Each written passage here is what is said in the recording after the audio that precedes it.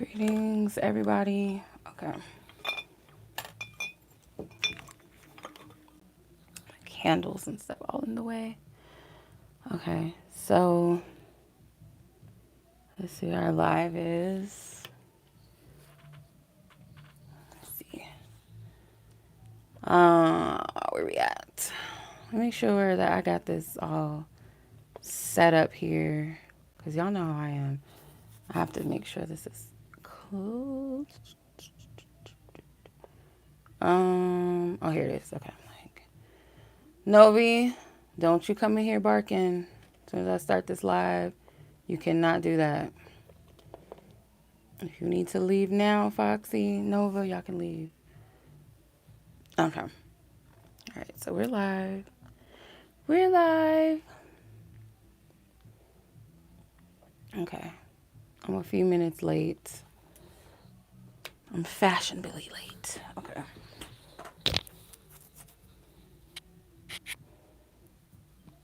Y'all see the plants? They're so pretty. Okay. I don't think I'm going to use these big daddies, okay? I want to get a different deck because this will take up the table, child.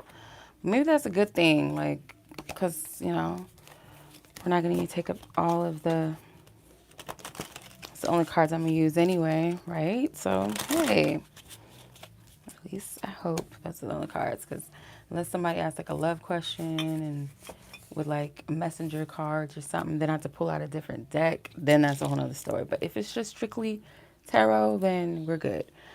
All right, so how is everybody doing? The list is open for those of you that are interested. All of the information is in the description and is also pinned in the chat section. You guys should see the little black bubble. Just click on it and it'll give you more details. So $20 per general question, $25 for love question, and $30 for both. So instead of it being $45 for general and love question, you get both a general and a love question or topic, general topic or general love reading, just like a quick love topic for $30. So yeah, that's what happy hour is. Prices lower than what I would usually charge them for, and it's just like a straightforward quick read. So yeah, okay. So you guys can either click that link that will take you directly to my PayPal, or you guys can pay via my Cash App, which is also in the chat. Okay, so if you guys can see, the names are in the list, or it's the names are in the chat. So list of names of everybody that has already got a reading so far. The list is still open if you guys are interested. I have a few spots still available. All of the names are going to be in the exact order as I received my God, I can't even talk. Each and everybody's readings, okay? Goodness. All right, so let's see here. I do not own the rights to the song, whatever that is in the background playing. I do not own the rights to that. Do not come for me, YouTube. Do not own the rights to that music.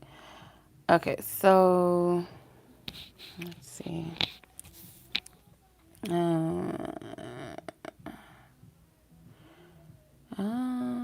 Okay.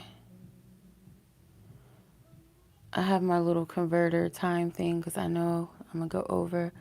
But let's just pray. Let us pray. Holy Spirit, thank you. Angels, divine, most of all, divine source God, I thank you for your wisdom, your truth, your insight, your love that you provide each and every day. I thank you for those who have come here to receive a guidance, message, truth, wisdom, anything that you have for us to know at this time that is of our highest good. I pray that our eyes be open to see clearly, spiritually, in the spirit realm. Show us what we need to know, especially for me to see what you want me to see. Interpret the cards as you instruct me and guide me to interpret the cards. Open our minds, our spiritual mind, to be able to discern and understand the wisdom that we are receiving, where to place the wisdom. Open our hearts to receive the message. Open not only my ears, but the viewers' ears, those who are meant to receive a message as well, to hear you clearly, to hear the message clearly, and in the way that you desire. Sorry, I cannot talk. Spirit, work through this reading tonight, even through my tongue-tidedness. Please work through it. I cast all distractions, all confusions, fears, doubts, anything that is holding us back from welcoming in wisdom, guidance, and truth and clarity and peace in our hearts, God.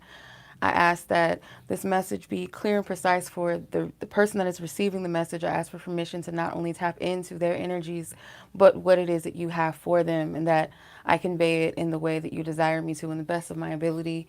I cast any false guidances, false prophecies, false truths, any familiar trickster spirits, lying spirits, anything that may be connected to the viewer that is not for our highest will and highest good. We bind it and we block it. Amen. Ashe. Goodness. I could not get that out because goodness, like, is Mercury retrograde here? I hope not. I don't think so. Okay, so first person on the list is Breyonna. Let's see what your timestamp is. 5:57 on the clock. Took me 5 minutes to get going. I know I kind of came in a little bit late. Okay, excuse me. Okay. Anything you need to know about this upcoming summer? And your other question is, what might life be like if this person decided to commit, or you both decided to commit to each other? Okay. So let's start with general. So what might the summer be like? Okay, Spirit. Guide the cards for Breyonna. What might the summer be like for her, Spirit? What do you want her to know? What might the summer be like for her? Oh, okay.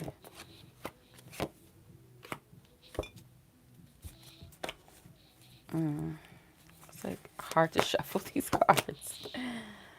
Okay. Interesting. Knight of Wands, Ace of Swords, and the Three of Swords.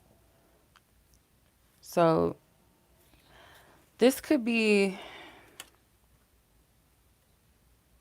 you're breaking free of something that's either you break free from, it's like a distraction energy. Like, let's say, for instance, just something that just pissed you off or things that have been stressing you out, something that you went through.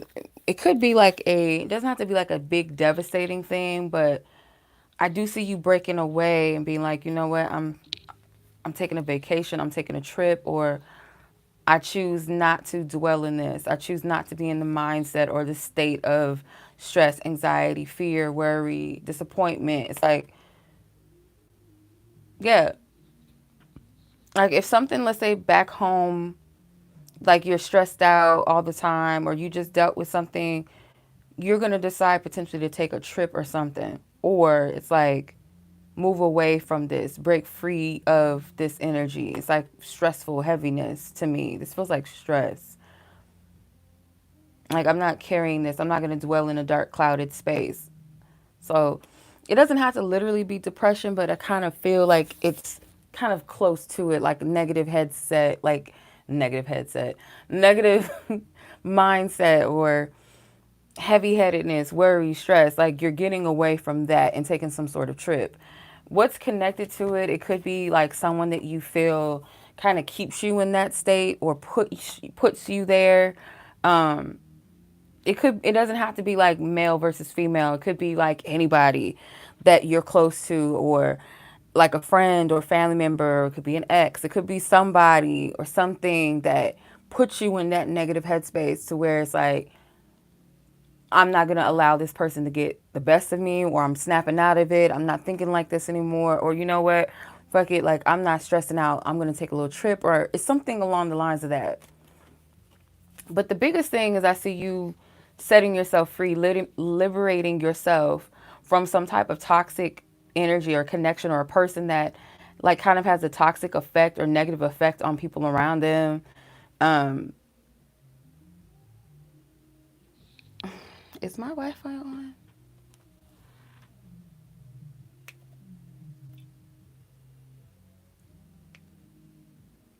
Okay, I don't know what's going on. Let me make sure my Wi-Fi is on. My mic is on. Okay, my mic will be on. Yeah, I don't know why it's glitching. Okay. Hopefully you heard everything I said and it didn't just like slip away. Let's clear that up. So let's see, what would life most likely be like? It could be, sis. Maybe some type of toxic partnership connection. Yeah, that would make sense. Um, let's see. What would life possibly be like if the both of you and this person were to commit to each other? If you both were to commit. Okay, I'm glad, because I don't know why it's glitching. And I put my phone on do not disturb, so I shouldn't get any calls or text messages unless it's an emergency and someone calls multiple times. All right, let's see. What would life most likely be like if Breyonna and her person of interest were to both commit to each other? What would life possibly be like if both parties were to commit to each other? Okay. Wow. You have the opposite of the devil. You got the lovers. Wow. Okay. And you know what was funny? And I don't own the rights to the song, okay, but it was in the background on the TV. I heard New Edition's Stand the Rain. So I feel like it'll have like its sunny days and like the positive things out of it, even through like the challenges, but it may not be like a lot of it though. I don't see it being too much ups and downs. I don't see disharmony here. It actually feels like this connection will bring the best out of you, maybe a lot of healing around the heart space, kind of free you both out of maybe the fear of vulnerability, the fear of love, the fear of just kind of being, because it feels like to me with the sun, I do feel like there's two ways I can read this, especially with that Ace of Cups. It's giving fertility vibes to me. There could be a child that comes from this, but the first thing, honestly, that I picked up was that it will make you guys feel more comfortable with being your authentic selves. Like it will bring out a part of you, like the innocent, the pure, true aspect of who you are. It'll bring all of that out to the forefront. So there's a lot of newness, I feel. So this is actually a positive connection, I feel like. It would be that. So the potential of you guys committing to each other would actually bring out positive things out of you and out of them. And a possibility, okay? Y'all know I don't like to just no. I don't be telling people stuff just to be telling them and making them feel good, just to be telling them that no. Mm-mm. This feels like baby energy to me. But the type of energy that it brings is like it pulls you out of your shells, it pulls you out of your fears. It kind of allows you guys to be more lighthearted, more playful, more present, be comfortable with being your authentic selves. Like it brings that out. If this person wants to commit to you, I don't know how long you've been dealing with them, but I do feel led to say like, ooh, I kind of want to be careful because I hear 4 months. So either it's give them 4 months, but I don't even want to say that because I gotta be careful with what I say. But all I'm getting, if we take the exact time out of it, I wouldn't wait too much long for this person to make that decision. And if it's on you as well, like you're kind of like, let's say you might be afraid of commitment. There is this thing of like, don't waste too much time. And not that you have to rush, because I'm not getting like you have to make this happen right away, but you don't want too much time to pass and kind of like if you want commitment or they want commitment to string the other along. You know what I mean? So there is something with 4 months though. I can't even lie. Like I feel something significant with 4 months. So whether that's like timing of things, like I don't know. I don't know why I'm getting 4 months. Actually, I know why, but I don't like getting time frames because I feel like that could be a good thing for some people to hear, and it's also a thing that I feel like is not always good to tell people a time frame because I don't want people to sit on that or hang on to time frames. Um, but yeah, the possibility, like the life that you guys, based off of committing to each other, seems quite positive. If you both decide to go down this path together, I feel like it would be a positive one, and most likely a child would come from it. Okay. All right. So All right, Miss Ma'am.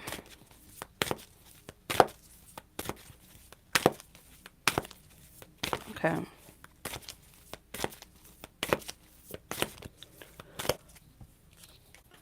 Whew, I keep yawning and shit. I hope that resonated. Hopefully I can get my tongue together because it's just like all over the place. Okay, so I'm sending much love to you, sis. You enjoy your weekend. You stay safe. Okay, so let's go ahead and move on. Next is Miss Mahogany. Oh, you know what your real name is. You're welcome. My pleasure. My pleasure. All right, Miss Mahogany.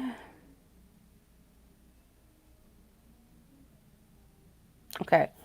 What specific steps can you take to identify and overcome obstacles, blockages, self-limiting beliefs, whether they're subconscious or whether they're conscious or subconscious that are keeping you from reaching your highest potential and vibrational timeline?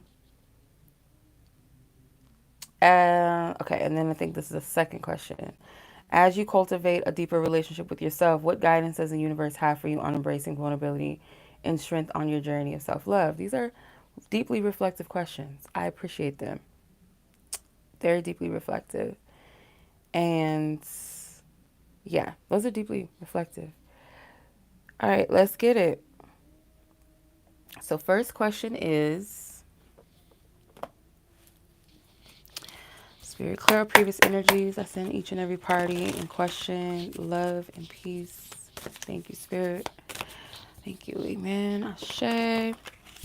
What specific steps can she take, Spirit, to identify and overcome obstacles, blockages, self-limiting beliefs, whether they're conscious or subconscious, that are keeping her from reaching her highest potential and vibrational timeline? What can she do? What steps can she take to identify and overcome?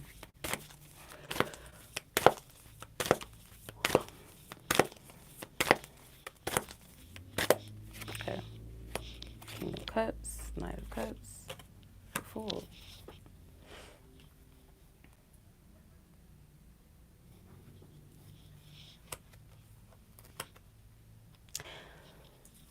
I feel like you're not as disaligned as you might perceive yourself to be. You're more in alignment than not, if that makes sense. And this comes from with the King of Cups. I feel like this is a mature, emotional being. Like this is someone that is emotionally sound, emotionally aware, in tune with themselves and others. And I feel like Spirit is saying that you most likely, I would say, are being encouraged to trust yourself a little bit more. The Knight of Cups to me is like, if it's not about love and relationships, it's a relationship with yourself and being more so in a place of trusting your journey or trusting and believing in where your heart is taking you and not from this frivolous place. Even with the Fool, the Fool to me doesn't always necessarily have to be someone that is,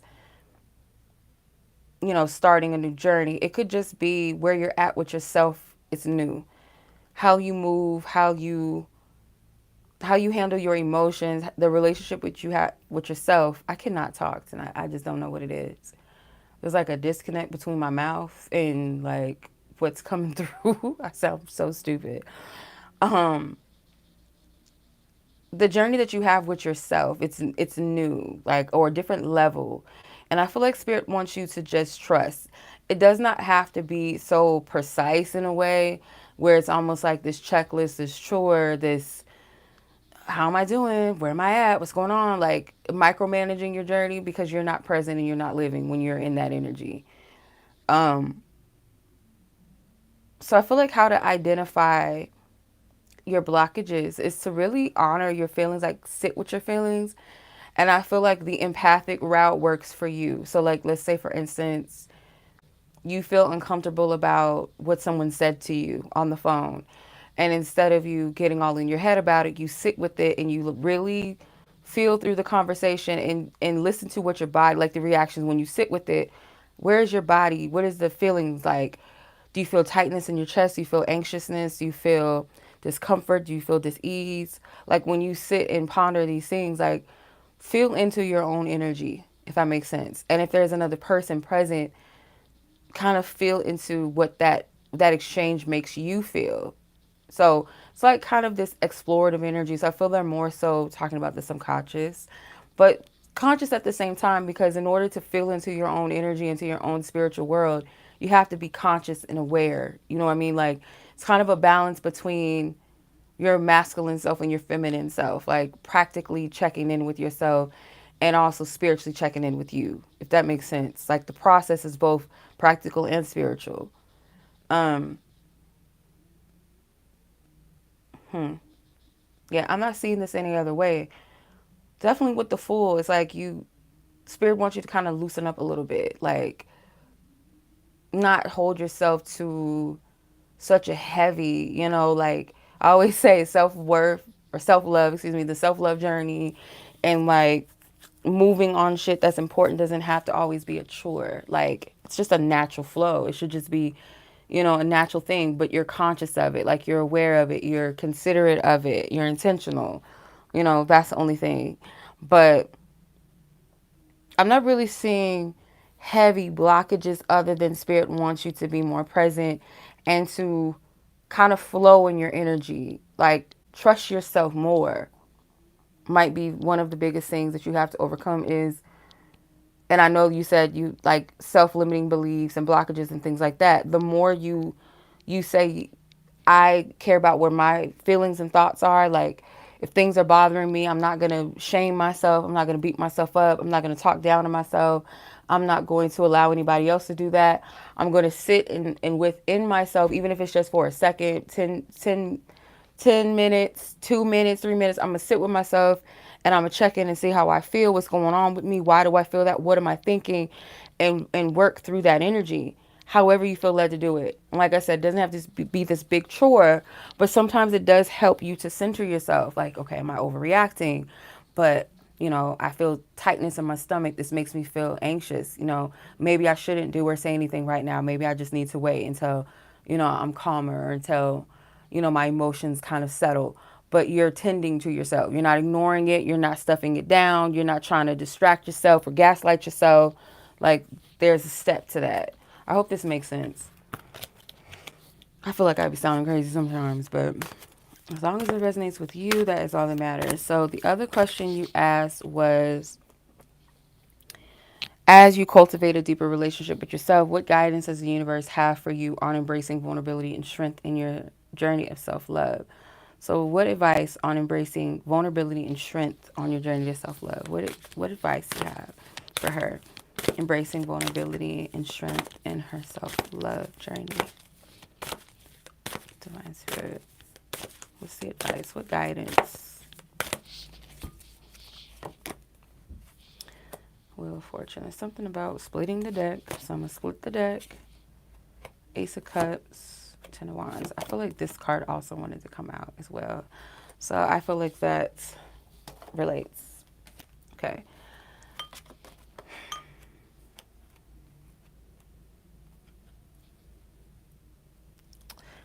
So the guidance and the advice on being more vulnerable with dealing with your vulnerability, embracing vulnerability and strength in your journey, is you do have to be open to change. And being open to change could be,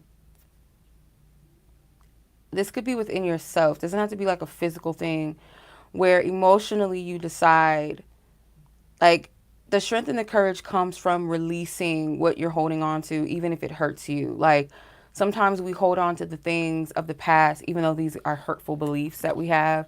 So like all men are the same, or there's something wrong with me, or it could be something that you've carried all of your life, and it's the one thing that keeps you stuck. It's the one thing that keeps you repeating patterns and cycles.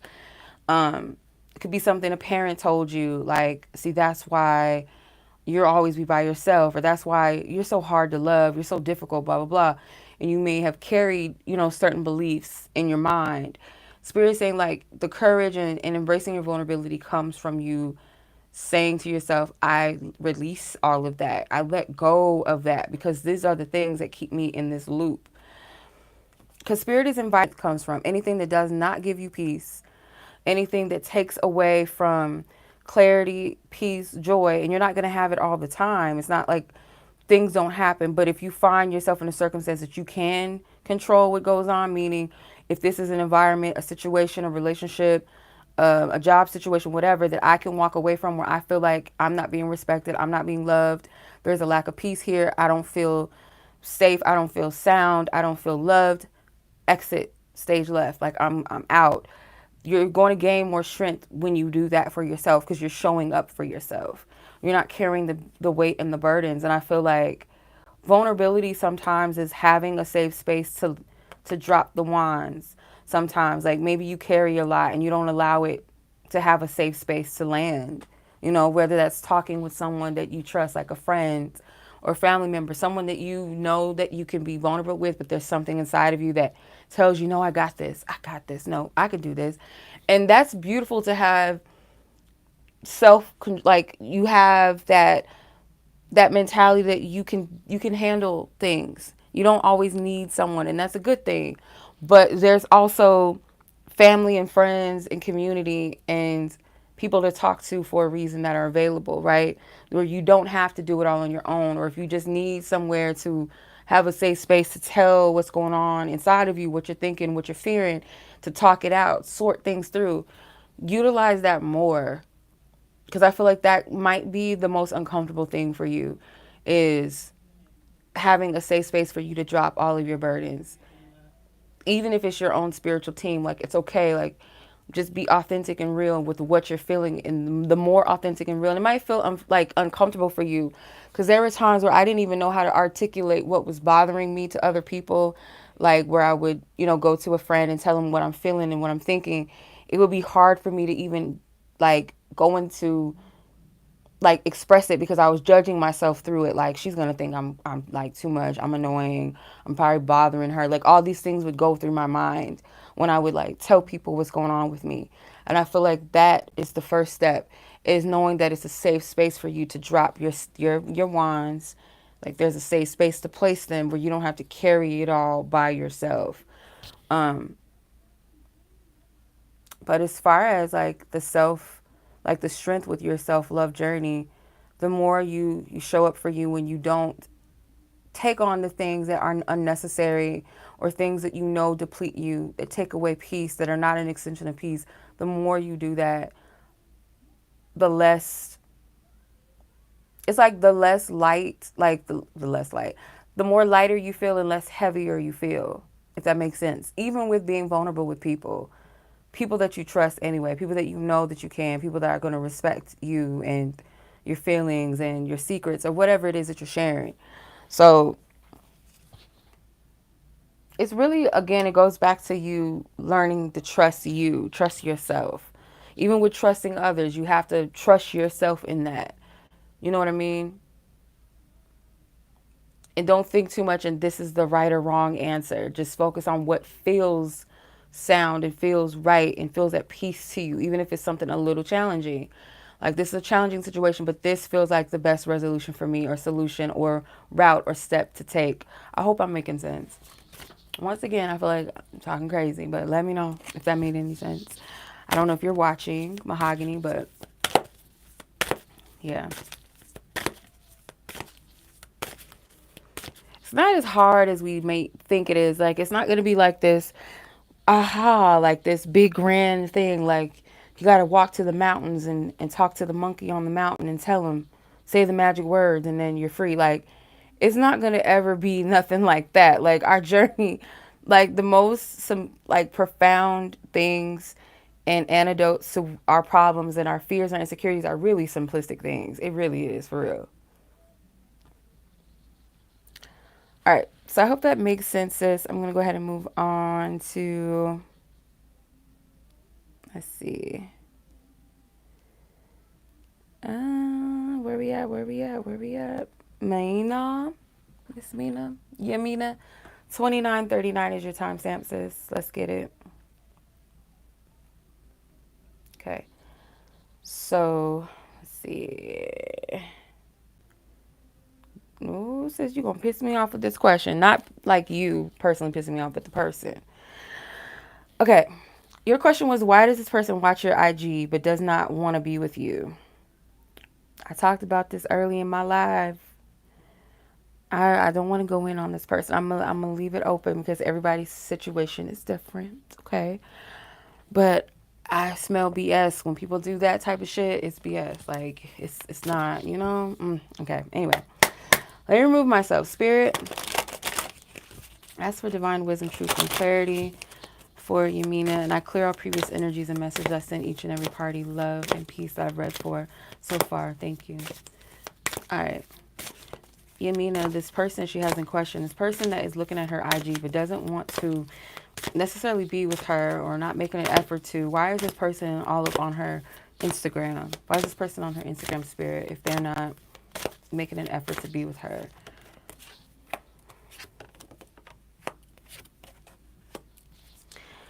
Okay. Their reasons, I feel like with the Two of Cups, the Four of Cups, like, yeah, this is obviously somebody that knows that they do not want to be in a commitment or relationship, or just specifically don't want to be in one with you. Like, I feel this person is also kind of afraid that you'll move on. So this is like a selfish move. Like, I want to check in and see if she's still available. And it's not coming from a sound, like, it's not a healthy energy. Like, it's not coming from somebody that necessarily has the best of intentions, because if you really care so much about, like, okay, why do you care whether or not I move on with somebody else or just move on from you completely? Not necessarily like it has to be another guy, another man involved, but just me being past you, being over you. Why do you care so much if you're not going to do anything? And that's that passive energy, rather than being like an adult, being a mature person, being a man about it, saying it with your chest. Why don't you just contact me and reach out to me? What do you need to be snooping all on my shit for? Why? So at the bottom of the deck was the Two of Pentacles. This feels like somebody that's still in this confusion, or they're causing confusion. This is somebody that still doesn't really know what they want, whether they want to show up for somebody or they don't. It's like this back and forth energy, this loop. Seven of Wands. Yeah, I feel like this person, their intentions are to kind of see where you're at. I do feel like this person would be offended if you were to entertain somebody else. This person would be kind of upset, like, to know that you really were to move on. Like, it would really bother this person. So their whole thing is like snooping and seeing what you're up to, seeing if you really moved on. I'm not really getting any intentions. Like, this person is still in this limbo phase of, do they even want to commit to someone or not? And I don't feel like it's just you specifically. I feel like in general. So this person plays a lot of games, or they're in and out. Something about them not being solid, not being grounded, not being, what's the right word? It's like someone that you can't really depend on. Like, to build a relationship with someone like this would be hell, because they're not sure of what they want, or it's like they play this game of 1 minute they're in and they're out the next.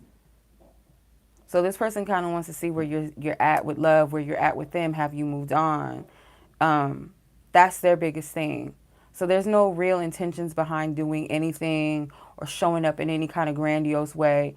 It's fuckery, basically. Like, this kind of gives me like a jester, like a what do you call those people? I guess a jester, right? Where they have the balls and they're juggling them and they're putting on a show. Like, this is just fuckery. And this is, I always say this, like, sometimes this is the fuckboy card too. I don't know if people ever read the Two of Pentacles like this, but sometimes this is a fuckboy card to me. It's not always the Knight of Wands and the old, the old player. They ain't got no business still being a player. The King of Wands sometimes gives me that. But this is like, to me, somebody that's like playing games, juggling you, causing confusion, dicking you around. Even their little hat looks like a dick, like a small one, but it looks like a dick. Like, it's just too much. Like, this person, or just a sore thumb, somebody that it's just a pain in the ass. This person, I feel like if you think too much into this and try to dissect what they mean by what they're doing, because what they're doing is, it's like a move that is so played out with guys Maybe women do it too, but mainly men, like, or men or boys in male bodies do this. They are grown men bodies. They do this, like go on people's stories or like they shit and don't nothing follows up behind it. It's so lame. And it's also another way to get your attention, to pull your focus back on them with them doing the fucking absolutely bare minimal. Like this is lame. Like if you're a grown man, you shouldn't be doing shit like this. Like you too old for that. Like that's lame. I'm sorry. You want a reaction, you want somebody to say something to you, where have you been, and blah blah blah, so they can just play you around, be like, oh, I've been chilling, and whatever else, whatever their response is, and then just to go back to nothing, or just to snoop, just to see what you're up to. That's it. But we can think too much into it, because if we don't get anything else, and I said this earlier, essentially if you're not getting anything from this person, you haven't gotten anything in a while, this is like a trap to pull your ass back in. It really is. It's a trap. And it's a trap in the mind too, like that we put ourselves in to try to make sense of a little gesture. And it's not even like, honestly, this shit ain't no gesture at all. Like it's not flattering at all. Especially if they're not speaking to you or they're not making an effort to talk to you directly. This is just games. This is bullshit. And you kind of have to see it as such. Like this is nothing. Like they're not making any real effort. This is just bullshit. It's fairy dust. It's pixie dust. It's nothing. You need, as a grown man, you need to come to me directly. If you want to see what's up with me, you want to talk to me, you know my number. If they don't have your number, if they looking on your Instagram, there's nothing to DM you. Yeah, this is bullshit. I'm sorry. Nope. That IG stuff and looking at your stories and like that stuff is so lame. Like I wish men would stop doing that, and I wish that we would stop geeking that shit up, or getting in our heads, I should say. Sometimes if you're not geeked up by it, it's like it puts you in your head, oh, why are they looking at my story, why are they doing this? And simply it could just be like they're just being nosy with a lot of people on Instagram. They're on Instagram, they want to see what everybody's doing. It could be so simple, but we'll go into it. If we're not getting anything out of the situation, there's no actual attention being given, we'll take that as something, and it's absolutely fucking nothing at all. It's nothing. They need to say something, then maybe entertain it or see what's up with it. But if they're not doing anything, essentially it's games. And then you start playing into it and looking at their stories, and y'all going back and forth looking at, like, that stuff is lame. Like ain't nobody talking, ain't nobody doing nothing. No. No. You have better things to do with your time. And if this person really wants to, like I said, see what's up with you, they will contact you. All right, sis. I hope I didn't go in too much, but yeah, no. No. This essentially is just bullshit. So give yourself a little peace and just not think too much into that. Until this person shows you something, it's like, I'm not putting no stress and worry into this and dissecting it and trying to make sense of it, because it's bullshit. You can look at my story, but you can't say nothing. And if it's just a person that's being a social media participant, looking at people's stories, and it's just that, it's like, okay, there's nothing to read into here, nothing to see here. Yeah, yeah, no. All right, sis. I'm sending you much love, as always. You deserve better. You deserve more. Be safe. Enjoy your weekend, and we'll talk maybe in divine time. Okay. All right, sis. Much love. Let's go ahead and move on to Alexis. Okay, you got 38:54 on the timestamp. Okay. All right, where are we at? I need some water. I got the cottonmouth child. I need some water.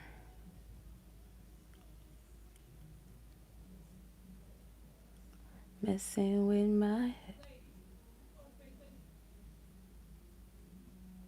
Been in my bed. Sleeping in my bed. Messing. I don't own the rights to the song. It's just playing in the back, okay? All right, how much financial abundance will you receive from the stock market over the next few months? Really? Oh, okay. Oh, okay. I see you. Getting the stocks and bonds. Okay. And then what will your Next meetup be like, all right, Rosie, I see you. I just seen your submission come in. Okay, so let's see what's going on with the stocks and the bonds. Financial abundance. How is this gonna benefit you most likely? Spirit, can you give us some financial abundance guidance into this venture that Alexis is investing in, stocks and bonds?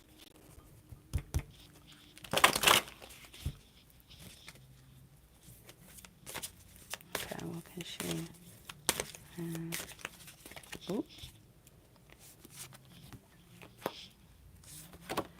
But again, you didn't notice me. All right, so Temperance, Five of Wands, the Lovers, and I had to pull the King of Pentacles out. Okay, even though this is kind of like a competitive energy, could be like the whole stocks things. There's like twists and turns with it. Definitely has its ups and downs, competitors. I'm getting, and honestly, I don't know too much about it. So I'm just going off of what I'm getting, what Spirit's showing me. So I don't know if some of this is the right terminology or it makes sense to the stocks thing, but I feel like you've made a wise decision and you will benefit from this. Like some kind of way, I don't know if it's going to be a longevity thing, like this is going to have its longevity, or you're going to have time in this where you do make pretty good out of this. So whatever this decision is, it does seem like it's coming from a good place. Like you've made the decision based off of what you felt you were divinely guided to do. I don't know if you will partner up or you are in a part of some type of partnership with this as well. Over time, or maybe you will be led to partner up with people in the stocks. I don't know how, again, I don't know how this goes, but from what I can see, the right people or the right person, I feel like that will also help you even more. This feels like something you were definitely guided to do just based off of these two angelic beings here. You were guided to do this. And the King of Pentacles, even more so, is the abundant guy in the deck. Like he's got it. He got the coin. He got the inheritance. Like he's set. He's good. So whatever this is, I do feel like financially is going to pay you well. I'm not sure about the longevity of it though. I can't say that for sure whether it is or it isn't a long-term thing, but it seems pretty good. You're going to have to let me know because this feels like something you were definitely guided to get into. It wasn't just something that you were like, oh, this is going to be a good idea. It was a like kind of like a divine push, if that makes sense. Partnering with the right companies or the right people. I see that as well. And then financially, you're going to be good.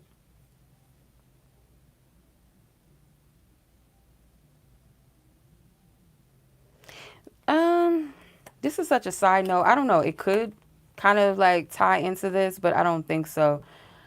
Um, mm, I hate when I get messages like this because I just be like, oh my God, like, I don't want somebody to run with it. And then if it doesn't happen as soon as they want it to, or they think that, oh, this was such a lie. But I don't get shit like this all the time. It just doesn't come out of thin air.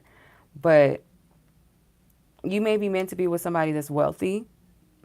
So I wouldn't worry too much about your financial abundance and like focus on the avenue and how it's all going to play out. But there is a strong possibility that your partner is got it. Okay. If they're not wealthy, they're financially good. Um, this could be someone that you do go into business with, whether it's the stocks or it's something else. I feel like your financial abundance definitely comes with partnership for sure. But it seems like an intimate partnership, whether it's a romantic one or it's a family or a friend, someone that you trust and they trust you. You're going to find financial abundance in that. Okay.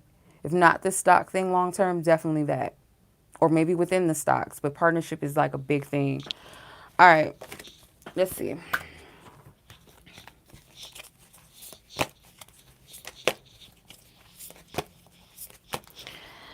How will this next meeting go with this specific person in mind? Alexis has in mind, Spirit. How will this next meetup potentially go between the two of them?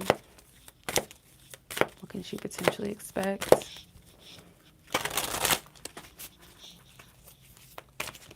Can she potentially expect? You got like 4 cards and like I'm trying to come out. 5 of Cups, 8 of Wands, 3 of Wands, the Fool. Even this person could, I know I picked up the last time or last couple of times something about this person being in a little bit of a funk. And I feel like this person, either they're still kind of in a low space, like a little bit of a depression, or this person may talk to you about it. And their mood seems to be like, whether they're in that state, like, yeah, I'm still kind of dealing with this, I'm dealing with that, or when I was going through this or I was going through that, I feel like more motivated towards X, Y, and Z. Like there's something about this person putting their focus towards better or new things, or they might be a little excited. Wow, they were in another, oh wow. That makes sense.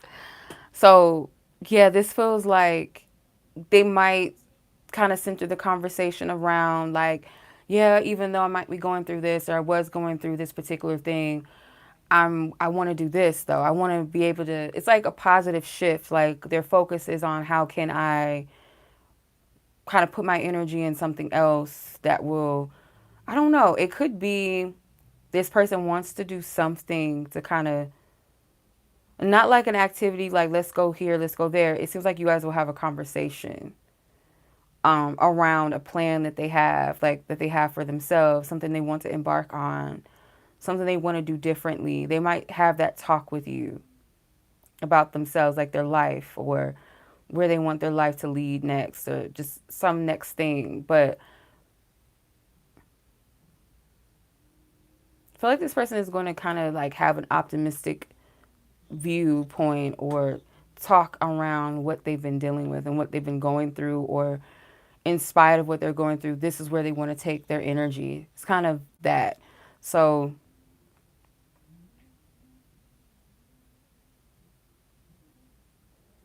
yeah, I see you guys having like, I can't see what you'll do and what's like the biggest like plans that you'll have. It more so feels like a moment, or just like the biggest thing that maybe you'll take from this is like the conversation that you guys have.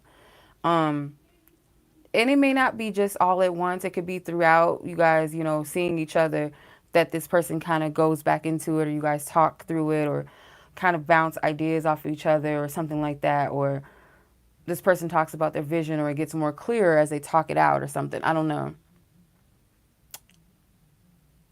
This might be the thing that they need to kind of release themselves from something heavy or what's been bottled up. Like just having someone to kind of talk through it with makes it more clearer, makes it more, they feel more at peace, they feel more sound, grounded.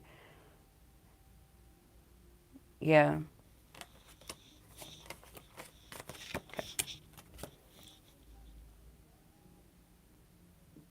Yeah, it seems like a more positive energy. Okay. All right, Alexis. I hope that made sense. You're welcome. My pleasure. Be safe. Enjoy your weekend. We'll talk in divine time. All right, Miss Lanay.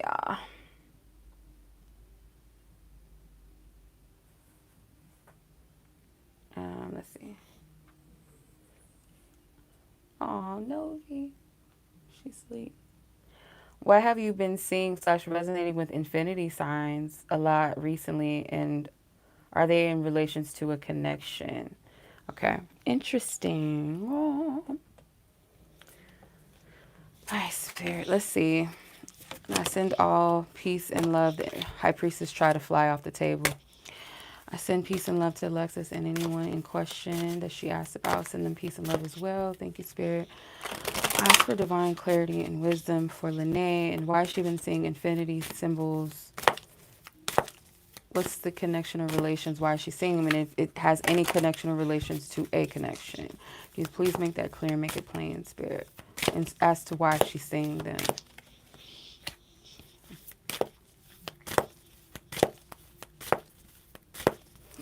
I don't know why I heard you lose some and then you win some. I don't know what that has to do with anything. Yeah. So this is like a cycle phasing out and a new one coming in. So like if I look at these cards, I had to feel like it needed to come out that way. There you have 3 7s. 7 of Swords in reverse, 7 of Pentacles, and 7 of Cups in reverse. 7 7 7, which is kind of like the luck number, right? The lucky number. So like a circumstance that maybe you feel like is not, and I do feel like it is in relation to a connection, but it's also not just related to a connection. So like anywhere in your life where you felt like you've lost a lot rather than gained, where you felt like you were the one left empty-handed or left kind of destitute, brokenhearted, confused, short end of the stick, shitty end of the stick, whatever. The opposite side of that is gain. So it's like getting out of that illusion that you've lost something. Because sometimes, like, when all we have in front of us is what we see, we'll think that that's all that's available, and that's, or it's like it's going to be hard to come by something like this again, or why couldn't this just work out with this person or this circumstance? Why didn't I get this job, or why didn't this happen for me, and why did this person treat me like this and that? You'll focus on those things, but it's like there's more to it than that, and you're going to gain again. You lose some and you win some. I don't know what that has to do with anything. It's like a karmic energy or karmic balance of things where it's like we'll have our days where things don't always go well. We don't get everything that we want, or it's not meant to happen in certain ways. But there's also that side of blessings, the things that are there that will come in. So don't think that anything has been lost, or that you missed out, or that you're unfortunate, misfortunate, whatever. That's not the case. Um, yeah, this kind of feels like the Wheel of Fortune energy to me, especially with the sevens, the 3 7s. It makes me think of like a gamble, or like a lucky, like a, what do you call it, like the slot machines. I feel like your spiritual team, when they show you that, that's not the only message that comes through, but it's also a message of to continue to keep going in some kind of way. Like the 7 of Pentacles is that card of waiting for your harvest to like fully grow, to fully blossom. Like you're waiting for the fruits of your labor to come fully to fruition. So it's like you can't give up now, or, and when I say don't give up, I'm not saying that if you're in a situation with something or somebody that's not really serving you, to like wait around for it and keep pushing, but not to give up that something positive or a blessing is going to come to you. And on top of that, it's like recognize the blessings that are already around you.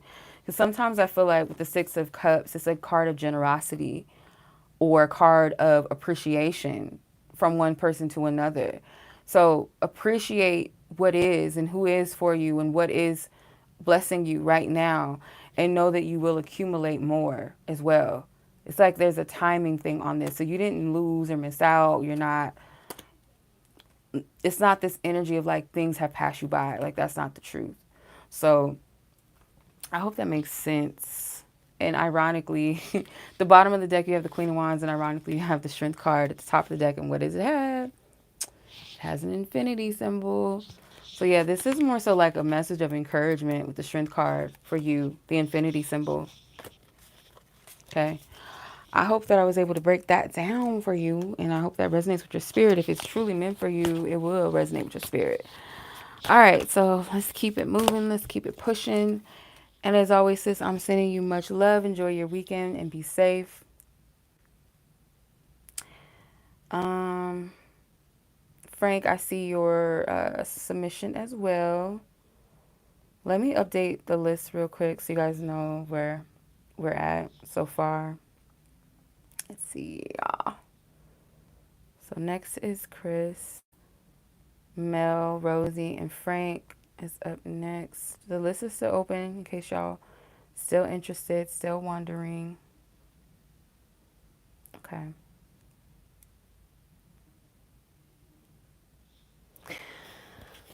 All right.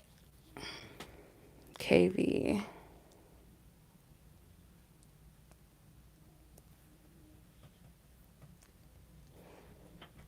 Jennifer. That was 21 minutes ago. When did Frank send hers? 7:31. 14 minutes ago. Let me update the list, y'all, because that's not accurate at all. Because Jennifer's came in 20 minutes ago and Frank's came in 14. So let me update the list.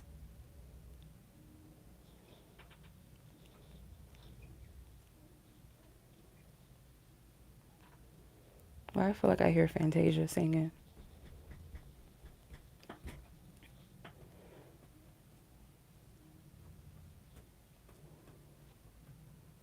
Yeah, that is Fantasia. I didn't know that voice from anywhere. Okay,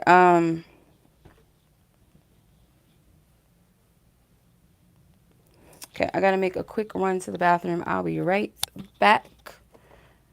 Right back after these few messages.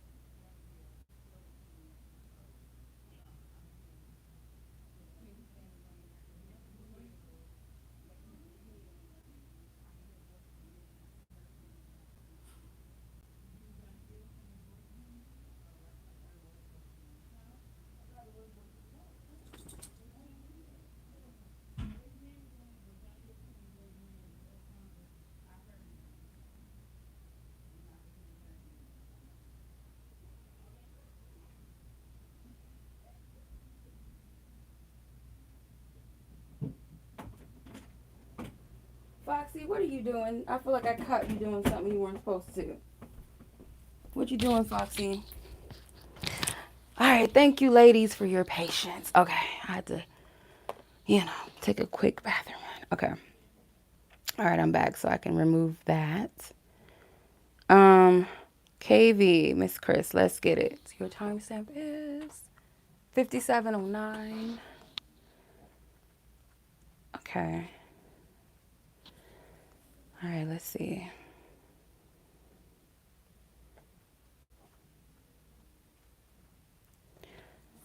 Okay. Hi, Chris. How are you, sis? How does this person feel about you and your connection? How does this person feel about you and your connection? Okay. Let's see here. All right, Spirit, thank you for your divine guidance, truth, and clarity.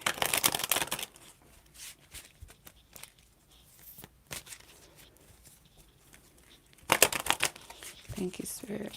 Send all previous energies, love, and peace. Thank you, Spirit. I took permission to tap into Chris's energy and her person of interest. What is this person's current feelings about her and their connection?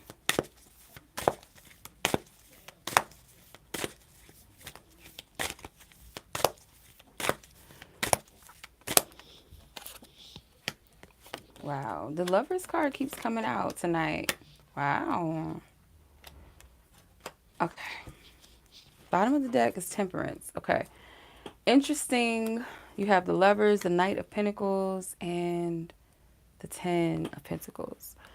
So to me, like, this person's feelings towards you is they do feel a connection with you. Like, it's a mutual attraction, but I feel like this person feels your connection has the potential to lead to a long term, if not long term being a marriage. Like, this person does see that. And I don't get this a lot in readings. So, yeah, this is pretty clear. This person does want to take their time, though, to kind of move towards a long thing towards you. There's a potential. So, it really depends on what your connection is at the moment. Um, how you guys are relating to each other, where this person would feel like they need to kind of hold their horses and kind of just kind of observe your connection and how compatible you guys would be in the long term. Because I feel like that's a natural, healthy approach actually to a situation. Like, does this person and I truly, have the bit like, are we compatible in that way where, it's something I should invest in? Because I do feel like there's potential here. There's still like a choice that this person has, like whether they choose to or not, but I feel like they're going to take their time with that. They're only going to move in divine time. Like, this person wants to, they feel like there's harmony between the two of you. Like things feel right, but they are coming from a practical standpoint. The Lover's card is not as passionate as you would think, as the card itself is called the Lovers, but the fact that it's in Mercury, it's a Mercury ruling card, it's a Gemini ruling card, that's air element, the element of air, thoughts, thinking, communication. So I feel like this is the type of person that maybe feels like a deep connection with you on a mental level, like intellectually, or how you guys communicate, or the things that you guys do talk about. Like they feel like you guys get it, you know. This is not someone that's going to leave you in the dark about where they stand with you either. I feel like this is somebody, like, if they tell you they're not ready, they mean it. If they tell you they're still keeping their options open, they mean it. If they tell you that they're interested in you, they mean it. They tell you that they're attracted to you, or that, they may be in love with you, whatever. Like, this person is honest. But again, that practicality comes in again, where this person feels a connection and they want to vet it out. They want to be practical. They want to be, ensure that they move in the right time, or if it is, something that they'll feel led to move towards and invest in. Because again, the Knight of Pentacles, the Ten of Pentacles, those are earth energies, very practical. And not to mention the Ten of Pentacles is a Virgo card. So there's, that Virgo element of things, like everything has to be right, or I got to make sure, like it's got to be precise. And yeah, that's what I get from this person. I feel like they feel right about this, but I feel like this is someone that wants to, kind of see. And I feel like Spirit would want you to do the same. Like, if this is the person that you feel is worth investing in, and if it's just a situation right now where it's like the attraction is there, there's some type of a liking or chemistry, and you guys haven't really gotten to those deep, dark, I shouldn't say deep, dark, but deep depths of getting to know each other. Really, it's like, take your time with this situation and really get to know them and see if you even really like them like that. Because I feel like that's what they're doing. They're looking at this situation and looking at you from a place of, are we compatible, like in the long run? Like, and this person may not be thinking marriage per se, but I feel like they do want marriage, or they do want someone that they can settle down with, whatever that looks like for them. That is their ultimate desire for themselves, regardless of the woman that they're engaging with. But they want to make sure that whoever this is, like, at least are we compatible enough to date, or, see how things go further. Like, this person has intentions that are pretty much based around them not wasting their time or wasting someone else's time. So let me know if this resonates. This person is not going to plant seeds in a garden that they know is not going to grow, or they feel like it does not have potential to grow. They're not going to do it. Okay. All right.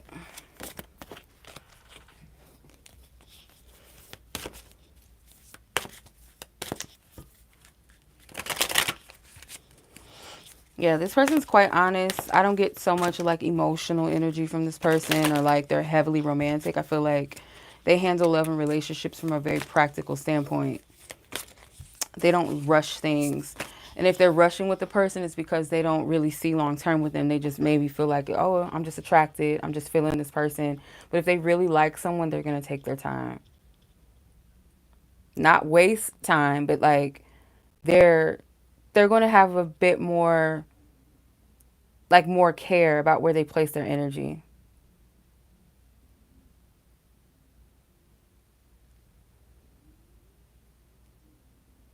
Okay.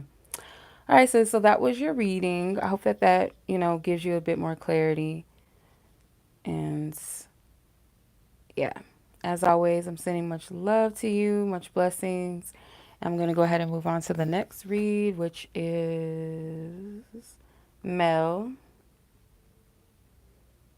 Okay. 54. Is it 50 or 60? Oh, it's 64 minutes. Okay. Duh, because the last reading was at 57. Okay, so 64. I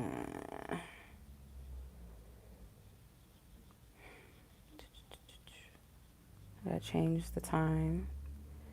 Okay, so 105. 105. Actually, 104, 107. Okay. All right, so Miss Mel, your reading. Let's see. I need some water.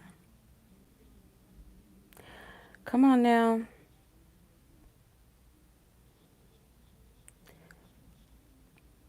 All right, so first question. What? Okay, you recently did a presentation for your work, for your academic work. Sorry. How do your colleagues perceive you, and what impression did they get during this? Okay. What does this person, or what is this person withholding concerning what they like about you / communication? I'm gonna have to come back to the questions because I'm not gonna remember that. Okay. Let's see. Okay. Clear up previous energies, send love and peace to all previous parties involved, spirit. What is this person's colleagues, melodies? Colleagues, how do they view her? What's their impressions, their thoughts, their impressions, her colleagues?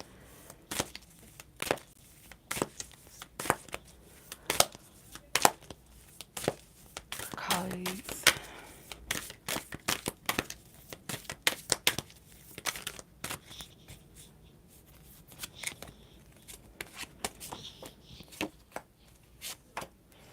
Okay, you have like two other ones. All right, so you have the Page of Pentacles, the Two of Wands, the Seven of Swords in reverse, the Two of Cups, and the Ten of Swords. Okay. Whatever you presented,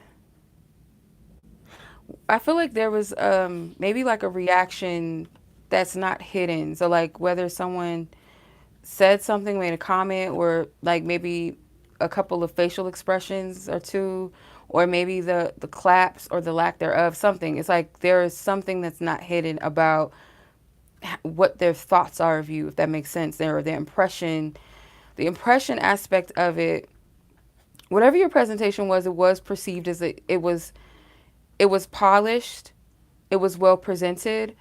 Maybe it came off of like whatever you presented or how whatever the presentation looked like itself, like not so much what you presented as the topic, but more so like, let's say the graphics or the something around the actual look of the presentation, if that makes sense. How it was presented could have seemed like, okay, there's still like maybe this was your first time doing this or you're new to something, but I feel like even then it was still like it's polished though. It seems like it was good. That was the impression or the thoughts. I'm not getting like personal impressions of you. I do feel like people look at you seriously. It's not like disrespect or you're juvenile or whatever. I feel like there's respect here or that you respect your work. There was something in the presentation where I don't know if you felt like you did something that made you kind of where you feel like it hurt you in some kind of way, or it was like, oh shit, maybe I shouldn't have did that, or maybe I shouldn't have said that, where you feel like kind of, like sometimes when people do presentations and they feel like they sound utterly stupid in front of people, or they might mess up a word and it's like you blush and you're like, oh, it sounds so stupid. There's people that are like, I know what it's like to mess up, or I know what it's like to say the wrong word, or, skip something or whatever. Like, it's human, it's normal. Like, I feel like people resonated with you, maybe what you presented, how you presented it, or like I said, if it was a moment where you feel like you did something that was a little off-putting or an accident or something like that, or you said something the wrong way, or you missed a word, like, or something was misspelled. It's kind of like people are not looking at it from that place of judgment. It's like a resonance, like I get it, like we're human, like they're not judging you. So yeah, I hope that makes sense. There's a lot of red, so they might have taken you as someone that was confident. Maybe you didn't think so. Maybe you were in your head and like, oh, I fucked that up. But I'm getting like people perceived you to be confident in what you were presenting, or that you put a lot of thought into it as well, a lot of heart into it. Okay. All right, I have to look at your other question because I'm not going to remember that. What is this person withholding concerning what they like about you in communication? Mm, what's this person holding back concerning what they like about her in communication? What is this person? Spirit, what do you want her to know? What do you want her to know, Spirit?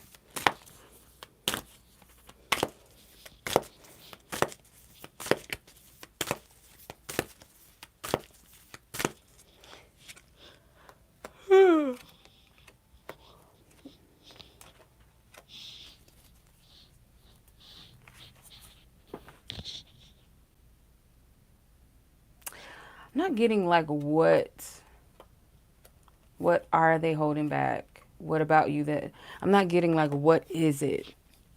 I feel like the why is more so coming up. Why this person withhold certain things, like maybe a compliment or something like that, or letting you know that they're interested or they think you're attracted. Like I feel it's the why they're doing it rather than what is it. Does that make sense?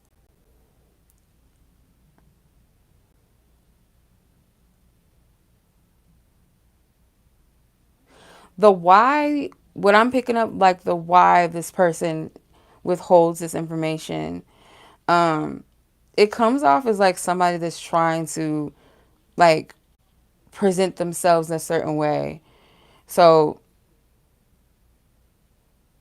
this person, if they're not an air sign, like they kind of feel like this person is strategic. This person is strategic in the way that they like show what they reveal, what they say. Like they think about these things. This is not something that they just, oh, I'm not going to say anything. I'm just going to play games. Like, no, there's a reason behind it. And the reason, I feel like this person doesn't want to come across as like they're doing too much or they like you that much. Maybe as they do, but even if it's not like this obsessive crush or whatever, it's something where this person doesn't want someone else to have like the upper hand. I don't know. Like, I feel like this person's trying to play it cool, but it's a lot of overthinking though, or a lot of thought put into why they do this. The fuck? Let me see. Three of Cups is at the bottom of the deck. Top of the deck is the Three of Swords. Maybe this person has gotten their heart broken. Maybe they're used to people flattering them, giving them attention and compliments. This person doesn't do vulnerable. They don't do mushy. Um, Even though this person could have a really big heart, I feel like this person wants to come off as cooler than they are, than they actually are. So this does feel like a little bit of games, a little mind games. But I also feel too like this person probably would be more considerate of like complimenting you or telling you like, at least small gestures. It may not be heavy compliments or romantic compliments or flirty compliments. It could be just like general things like, yeah, you're good at that. Like you're smart. If you were to do the same with them, I feel like they wouldn't mind doing it. So like if a person was to pay them one, they might pay the other person back one. You know what I mean? Like they're that type of person. They're into reciprocity. I don't feel like they're going to be the first person to do it. Only because maybe in the past they feel like that's gotten them into a situation where they felt they looked stupid or they were rejected, but that's human, that's life. We all been rejected in some instant. It is what it is. But I feel like this person, they're kind of like their ego, like they need their ego stroked in order to feel comfortable with that. Or if someone, the first move, hey, like, I like what you have on, that's cool. And they feel comfortable, like, oh, okay, maybe I'll pay them a compliment. It might not happen the same time in that moment that you're exchanging, or it might not happen that same day. It may come at some point later. But yeah, this person, yeah, this is the why they're doing it. It's not telling me what they're withholding, it's telling me why they withhold. But there is something about you where this person feels like you are honest, like you don't. There's something about your energy that does come across as honest and truthful. Um, real, and I feel like they may resonate with that to an extent. Like you could have similar aspects or attributes of how you operate or the way that you think. Yeah. This person is all about reciprocity. Okay. All right. So that was your reading, Miss Mel. I hope that made sense. Hopefully that fits the description of your person and how, how they interact, Hopefully. So I'm sending much love to you as always, sis. Take care. Enjoy your weekend. Catch you in divine time. I'm going to go ahead and move on to Frank. And the list is updated as well. So Janaya, you'll be number 11. Okay, Rosie. You're well. Yeah. Yeah. I haven't seen your question yet, but I know you sent a submission. Let me see. All right, so Frank is number 10, Janae number 11. So Rosie and Jennifer, you guys are up next. So let's get your timestamp, Rosie. 76:17. Okay. 116. Let's see. 31. Okay. All right. So let's see what you got going on, Rosie.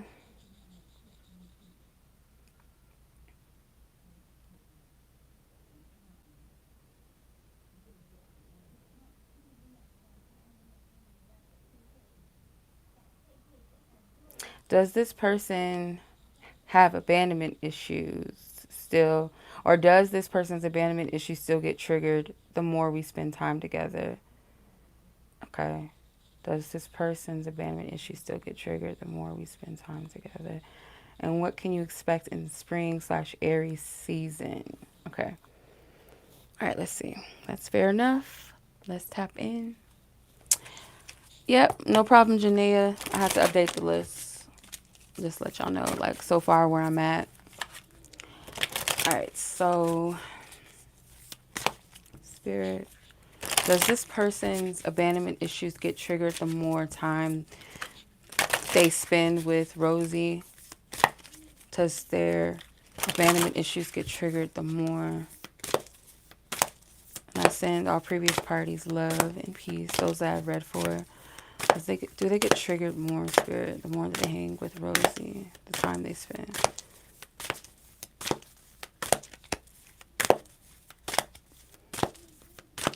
Okay. 3 of Pentacles, Page of Wands, Ace of Cups, the Hermit card. You do make them conscious of like a vulnerable spot. So I would say yes, but it's not as, I feel like I don't get like it's heavy, like, because some people it could be so triggering that you feel anxiety and you want to run, you want to hide, or you start beating yourself up, or you start thinking negatively, you know. Um, I'm not getting that. So how this feels to me is like conscious, like you make them conscious of their abandonment in some kind of way, but it seems like it's a light energy, like I need to be more open. I need to kind of, yeah, I need to be more open. I need to get out of my own head. I need to get out of my way. Like, I need to participate. I need to show up. Like, it's not a runner energy. It's like almost a call to show up. So, with the Hermit card, this could be like a little bit of a reclusive energy, though, where it does make them kind of go within themselves a little bit or kind of isolate, because it's not meant to make them feel bad about themselves, but for some reason, like consciousness, like you are called to be conscious. I seen this post that my sis sent this to me on Instagram, and one of the parts stood out to me. I love the way they worded this. I'm gonna read it real quick. I'm gonna try not to take too much of your time. But it says, sometimes people walk away from love because it is so beautiful that it terrifies them. Sometimes they leave because the connection shines a bright light on their dark places and they are not ready to work through them. Sometimes they run away because they are not developmentally prepared to merge with another. They have more individualism to work to do. Have more individuation work to do first. Sometimes they take off because love is not a priority in their lives. They have another path or purpose to walk first. Sometimes they end it because they prefer a relationship that is more practical than conscious, one that does not threaten the ways that they organize reality. Because so many of us carry shame, we have a tendency to personalize love leavings, triggered by the rejection and feelings of abandonment. But this is not always true. Sometimes it has nothing to do with us. Sometimes the one who leaves is just not ready to hold it safe. Sometimes they know something we don't. They know their limits at that moment in time. Real love is no easy path. Readiness is everything. May we grieve loss without personalizing it. May we learn to love ourselves. Okay. So this person, like, one of the parts that stood out to me is like, it's easy to live in a relationship that's practical, where it doesn't challenge you, where it doesn't make you conscious and aware of yourself and another person. It's like you guys can just be on autopilot together. You know what I mean? Even when things arise that are challenging, or things that arrive that may be uncomfortable or toxic, it's like those things can be solved by just brushing it under the rug, by having sex or changing the subject or being immature about it and then moving on. Like, it doesn't call someone to actually deal with themselves. So I feel like this person, they did get triggered, or they do get triggered the more they spend time with you. But it's more so of like, what it triggers is, I need to show up, I need to be more open, I need to let go, I need to get out of my head, I need to get out of my way. That's what it kind of encourages them to do. So to answer your question, yes, whether they rise to that occasion or not, that's not the question here. But yeah, they do. But not, I don't feel like it's such like a sour trigger. You know what I mean? All right, so what is Aries / springtime season looking like? Spirit, what do you want her to know? What's the energy surrounding Aries season / spring? The essence of spring, what's the energy surrounding it for Rosie?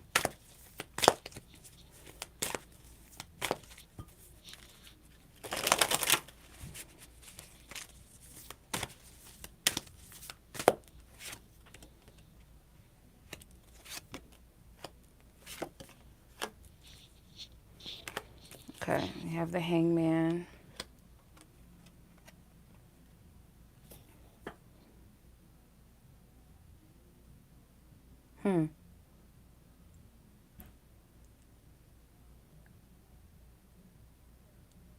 I don't know why I'm getting this feeling like someone could approach you. Um, your energy, like, there's a glow around you. So you might get compliments. You might get hit on, or hit on more than usual. But it does seem like if you're out somewhere, there could be someone that is like attracted to you, drawn to you, that might approach you. I don't know why I'm getting that, because I feel like this is the whole setting. Like, I could see you like somewhere, and like someone's watching you from like the side of you, like watching you and approaching you. And if this does happen, let's say like the scenario does happen in some kind of way, if it's not physical, like in a physical setting, it could be, I don't know if you do dating sites at all, if you're on them or not, or if it's like social media, like something where someone could have access to you, whether it's in the physical or like online. I feel like it's a little bit of a test to see like what you're going to accept, because the Nine of Cups versus the Queen of Cups to me is like, what you desire, what you want, may not be something that this person has to offer. And they may try to get your attention with different things, or show you like, yeah, I can do this, I can do that, I have this, I have that. Like, present something to you that maybe is almost close to it, almost close to everything. I don't know. I don't know if this is an actual person. I want to clarify, because it feels like it, but I don't, sometimes I'm like, it's too specific, spirit, because, I don't want people going around being sitting on something like, yeah, you said this was going to happen.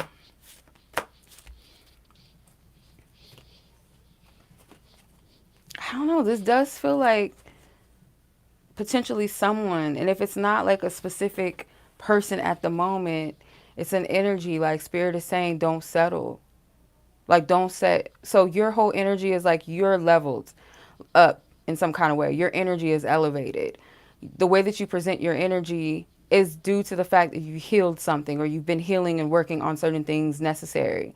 So like your energy is going to attract a lot of people. Your energy's leveled up. Your attraction to certain things as well is also going to be different. What you tolerate, what you like, what you dislike is different the more you heal, right? And I feel there's something or someone presented to you or going to be presented where it's like it's very close to the thing, like it's almost it.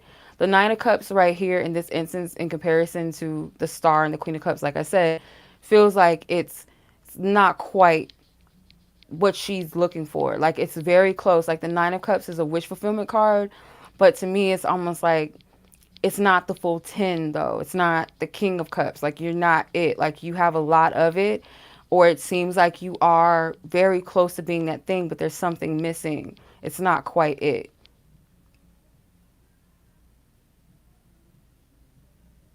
I don't know if you are going to, either this is you or somebody else is going to be disappointed in like a love situation, but there's still some type of hope here. Like spirit doesn't want you to settle. That's the biggest thing that I keep getting. So I don't know what the situation or scenario is that's presented. Like it seems like it's everything, but it's like don't settle.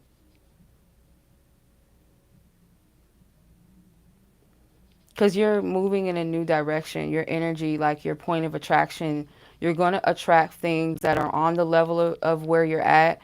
And you're also going to attract things that are not quite that. But it's like it's up to you to discern what it is. There's a lot of water energy too. Even with the moon, it feels, I don't know if you're going to go somewhere where there's a body of water or you've been led to spend some time in a big body of water or near it. But I feel like deep reflection, like sitting with yourself in your heart space, it has a lot to do with your choice or something. Or, I don't know, I feel like the water is a metaphor for like something to do with how you view love or how you view your own heart in relations to love.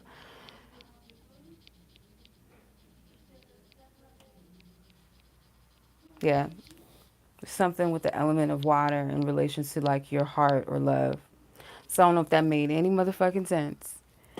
You're gonna have to let me know, but I hope that wasn't too confusion. But the biggest thing that I could say, like Spirit is saying, like you're glowing, your energy is attractive. You're at a different energy vibration. You're at a different level. How you relate to yourself, how you relate to others, and the key thing is do not settle. And it doesn't have to just be romantic that this is related to either. Just period. Do not settle. Foxy, I don't know what you over there talking about, but you need to be quiet.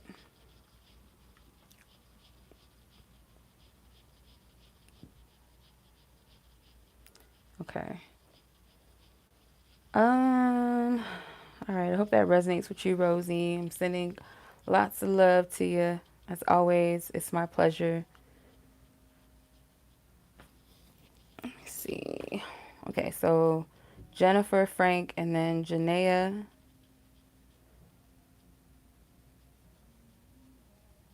All right, Jennifer, let's see. Where's your timestamp?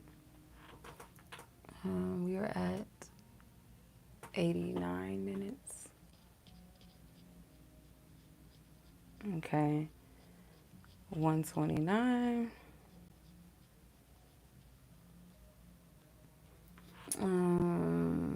Okay. Is this right? Yeah, I cannot see my eyesight.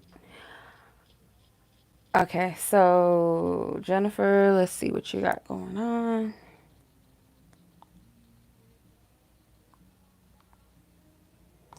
How did this person feel the last time that you guys saw each other? Okay.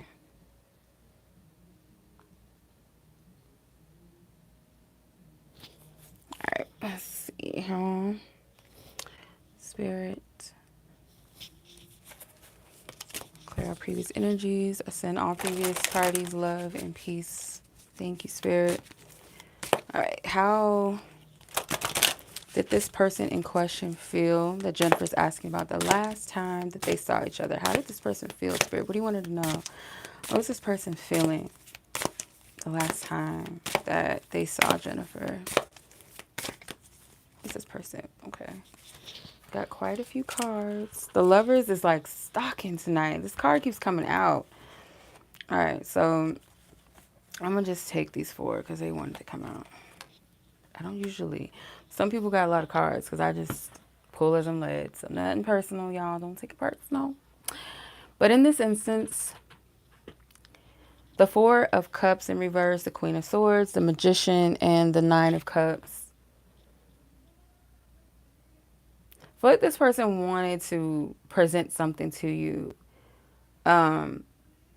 This person could have felt like they would be prepared the next time that they saw you.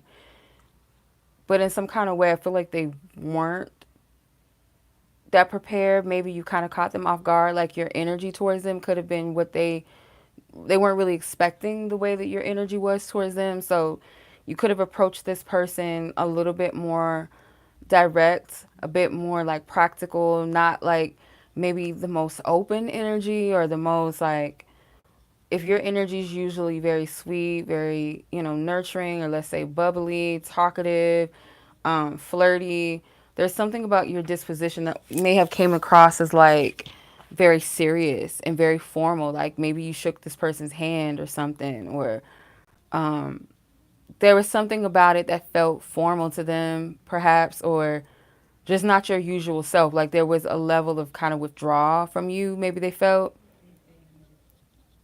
I feel like also too, it made them kind of try to think of a way to, I don't know, this person had like a specific vision in mind that they wanted things to go. Things could have ended in the way that they wanted to, though, in some kind of way. I don't know what that means. I don't know. It's none of my business. Things could have ended up in the way that they wanted it to, some kind of way, where they felt like they got what they wanted, or they were kind of left feeling pleased. So I don't know exactly, I don't know what the situation is fully, but it starts off with this person, I feel like, feeling as though they don't really know what to do, what to offer, what to give. They felt like they were going to be a bit more prepared when they saw you. They were kind of caught off guard by your energy. It did come across as a little withdrawn or not as open to them in some kind of way. But it's something where this person was like, okay, I gotta figure some shit out. Let me do this. Like they might have charmed you, they might have flirted. They did something where it ended up leading to them kind of feeling fulfilled. Like they got something out of it that they feel good about. So I don't know what this is. Like only you would know. Let me see what's at the top of the deck. Maybe both of you guys got something out of it, but you're in your head though about the last meeting for some reason. Like they feel goodness, can't talk. They feel like they got something out of it. Let me see. Yeah, why would you be in your head? I don't know. But yeah, as far as how they felt, that's what I'm picking up. As far as how they felt the last time that they saw you. Okay. All right, that was kind of quick, straight to the point. But yeah, that's what I'm getting. How this person felt the last time that they saw you.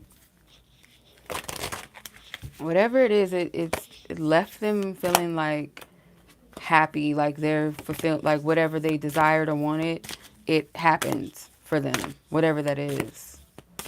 Okay. All right. That was very straight to the point, sis. But I hope it resonated. Okay. Sending much love to you. Hope you have a peaceful, enjoyable weekend. Be safe. And I'll talk to you in divine time. All right. So, Miss Janaya, I have 4 spots available if anybody's interested in a read.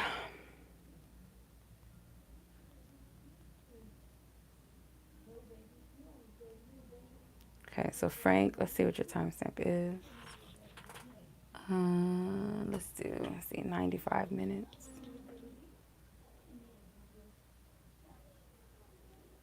Okay, 1:35.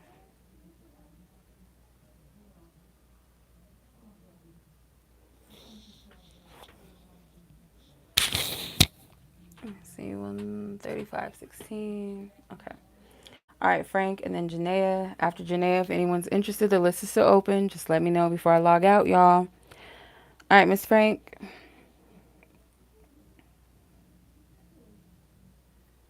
Do you have your passport? Did you get your shots?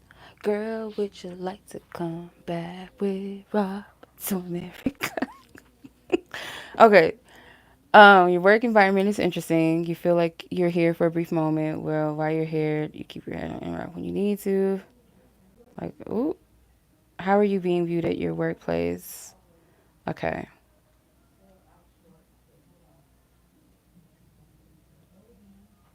Okay.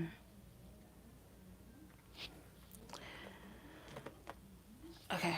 Let's see.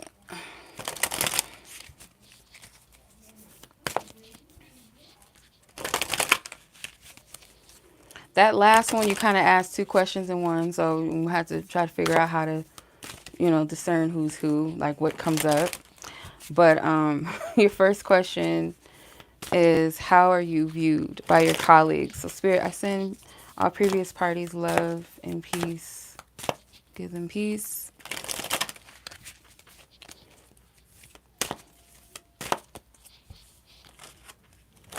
Thank you, Spirit, for your divine guidance, divine truth, and clarity. How is Frank's colleagues viewing her? How do they view her? Do you want her to know? How do they view her? How do they view her? The Devil in reverse, Queen of Cups, Six of Wands. Interesting. The Death card in reverse.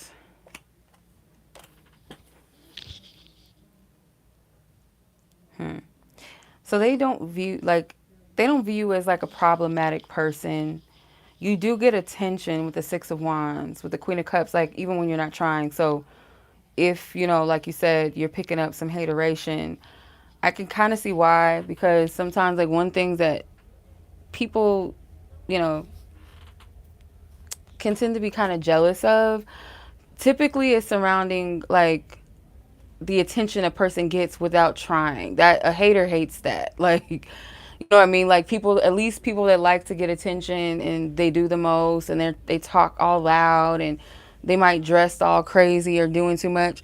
Like to a hater, that is something that will trigger a person that likes a lot of attention versus a person that gets attention without doing anything is a big trigger. So I get your energy comes across to people that don't have a negative view of you, and even those that do have a negative view of you, such as like the hateration. I shouldn't say a negative view, but people that have hateration towards you versus people that also don't, they both kind of share a similar perspective. It's like you're unproblematic, like you mind your business. With the Devil, you're not someone that's attached to any drama, you're not gossiping, you're not all up in the mix.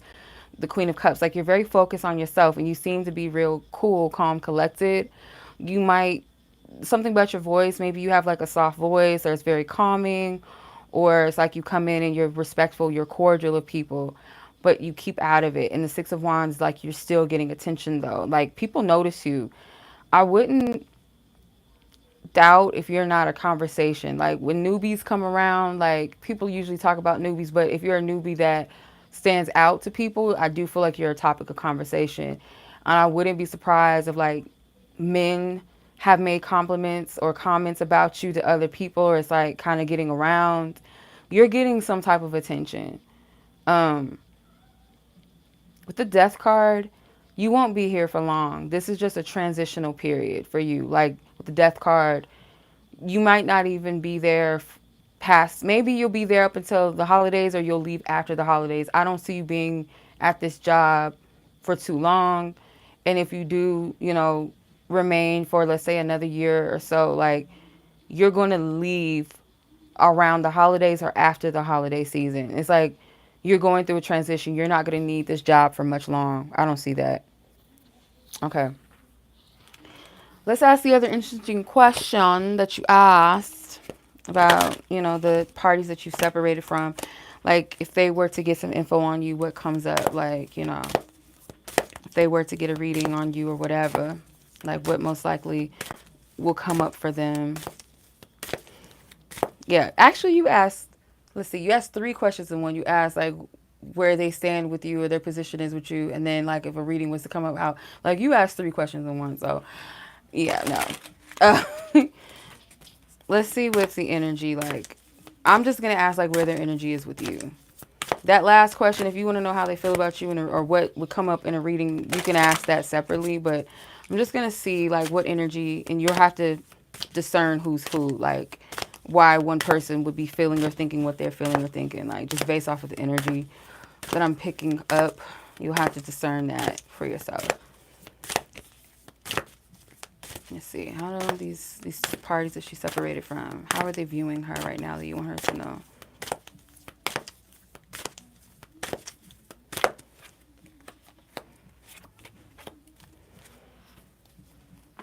I feel like one perspective or feeling or thought that they have in common is the fact that you're done with the cycle, or so it appears to be to them. Like, you've actually ended the cycle. Like, you're not going back. You've actually cut this off. Like, you're really done. That's the perspective that I'm getting. Like, this isn't that cycle of, like, what they're used to.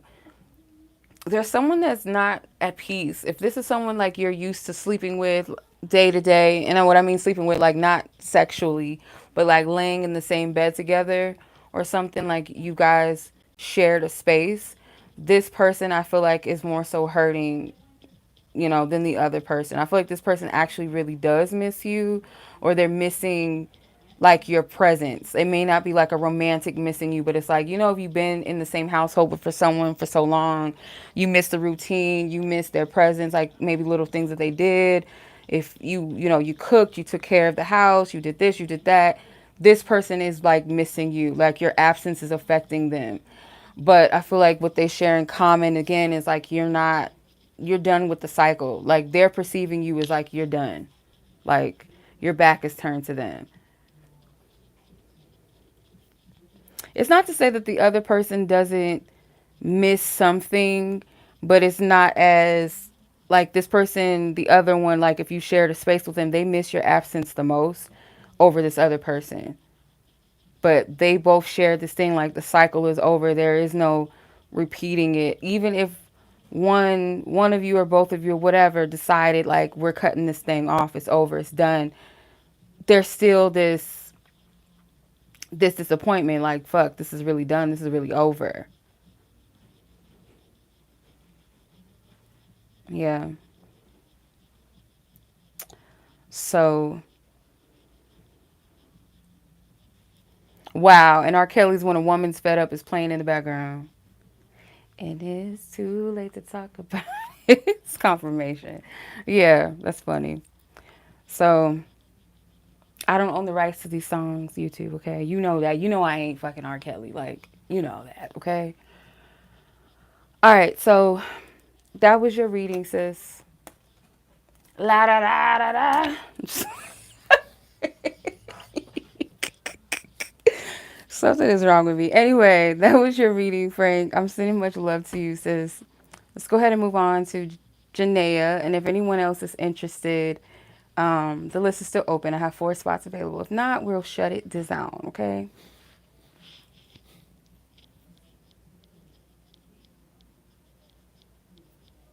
That's funny. Like, I'm weak at the R. Kelly, okay? Like, that's not what we needed at this time. Okay. So let's see the time. 104. Why is he singing so many songs? Okay, 144. 26. Okay. All right, Miss Janaya. So you had a question about your business, your business. Which option should you go for with your business? Option A or option B? All right, let's see. You want me. No, there's 4 spots available, Miss Shiv. You're not too late. There's still 4 spots. Okay. So I'm going to ask Holy Spirit, please clear our previous energy, send all previous parties love and peace. Thank you, Spirit. Thank you. Thank you. All right. For business, whatever option A is to Janaya versus option B, which one should she go with? Spirit, that's of her highest good for her business, her clients, her, you know, what's of the highest good of all. Positive, highest good, Spirit. Thank you, thank you, thank you, thank you, thank you. That works in the best interest of all parties, especially Janaya. Option A or option B? Okay. I heard split the deck. Option A. Option A. Something about option A seems, I wouldn't say most practical, but it seems like everything's pointing towards it, or it's like really no resistance. There's nothing too trivial about it. Versus option B seems like it's a risk for you maybe, or you perceive it as a risk. Like you can see how it's a good thing, but you're going back and forth like, okay, this one feels more risky versus A. Either way it goes, I don't know if you're worried about offending people or certain, I don't know, like it could be, I don't know what this is. Could be like the fear of stepping on somebody's toes, or I don't know, let's say losing clients, like some type of shift you're making, but I could see it on both sides, how it could be like, oh, well, I'm gonna keep it real with you. Option B could very well be something that you perceive could make you more or generate more money, and maybe it would. But with the Ace of Cups, you're clearing house. So like if it's something like people that are not supposed to, if it's raising your prices, let's say it's raising your prices in some kind of way, or a product that you're bringing. Oh, wow. You just confirmed it. Thank you, sis. Yes. Yeah. You could, like, maybe some people might be offended by it, or it could be people that feel like they can't afford it, or they're not willing to pay for whatever said services or whatever, right? But what it's going to do is it's going to lead to more, like, clientele that is faithful, that is for you. It's clearing house. Yeah. See? I didn't know that.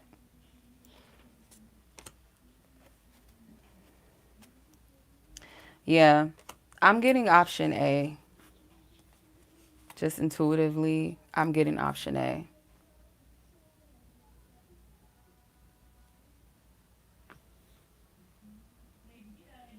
Yeah. It might.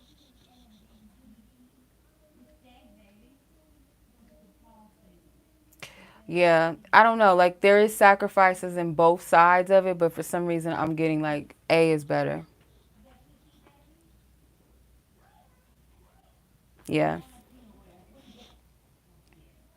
Yeah, but that's true. So if you charge less, that could actually attract more people. But there's something about a change that maybe some people might not like, or some type of pushback, or it could be just you like, okay, maybe I shouldn't do it. But no, I feel like A is best.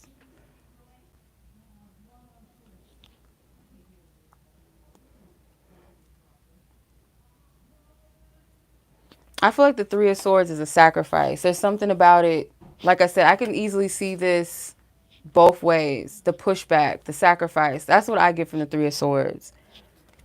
The Ace of Cups, though, to me, that feels like Spirit is encouraging you towards that.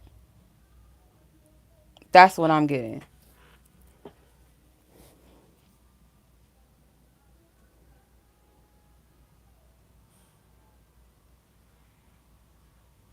Because if we look at it like this, I mean, we can easily go, okay, well, the Seven of Wands is there. And why is it? Like, I'm getting the Seven of Wands is some sort of pushback. There's more money in it. Queen of Pentacles, yes. But there's something about this that's more, I don't know. I just get a flow. There's no blockages. I'm not getting anything negative from this. But there is some type of sacrificial energy that you might have to make. But I feel like Spirit's saying more so yes to this. But yeah, it's your money. Like, this is your business at the end of the day. You really do have to think wisely. But if you feel like A makes more sense to you, it's something that you are willing to like try. I'm getting over option B. I feel like it's A over option B. Unless you come up with something different or whatever, you kind of switch things around, then okay. But if this is what you're settled on, it's either this or it's either that. I feel like A is, that's the path. So I hope that that makes sense or that's helpful to you, you know, like business, our money, all of that, brands, all of that, like that's nothing to play with. So definitely meditate on that, reflect on it. And you're welcome. My pleasure, sis. Enjoy your weekend. You be safe. Shiv, I don't know if you're still on.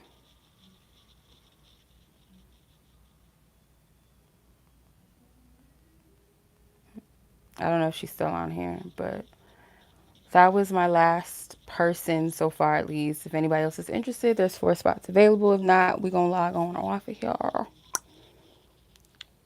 I'll give you guys a little bit of a moment. Why is R. Kelly just playing? Like, what is all these R. Kelly? Is it an R. Kelly concert on or some shit? Like, what is going on?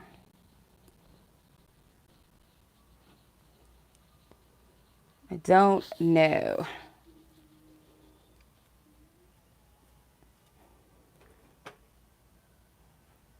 Oh my goodness.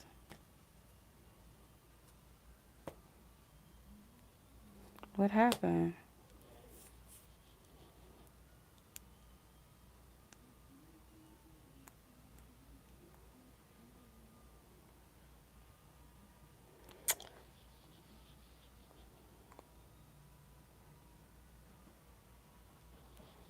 I'm confused. Okay. I was reading some article on Instagram. I'm confused. I don't get it. But okay, Shiv, I'll wait for you. And if anybody else is interested, the list is still open. I'm thoroughly confused. Like, what are they saying? Hold on. Let me.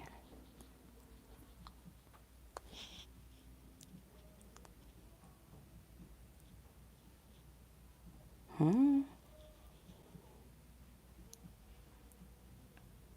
I'm so confused. It seems like you're ready. Seems like you're ready. Girl, are you ready? Not R. Kelly. Like, why? Like, what is going on? Why are they watching R. Kelly commercials or something? Or commercials? Concerts.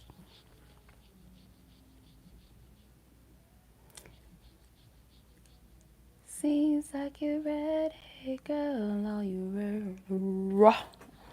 All right, Shiv. I just got your I just got it. Let me see. So you just want more insight into the blockage that you feel. Okay. All right, let's see. What's the time stamps? You got 1:13 on the clock. Okay, let me convert the time. 1:13. So it's 1:53. 1:53:35. 1:53:35. All right, so you want to get some insight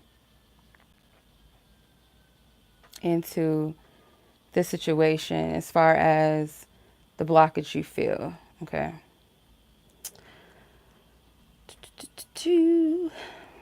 More insight into this blockage that you feel.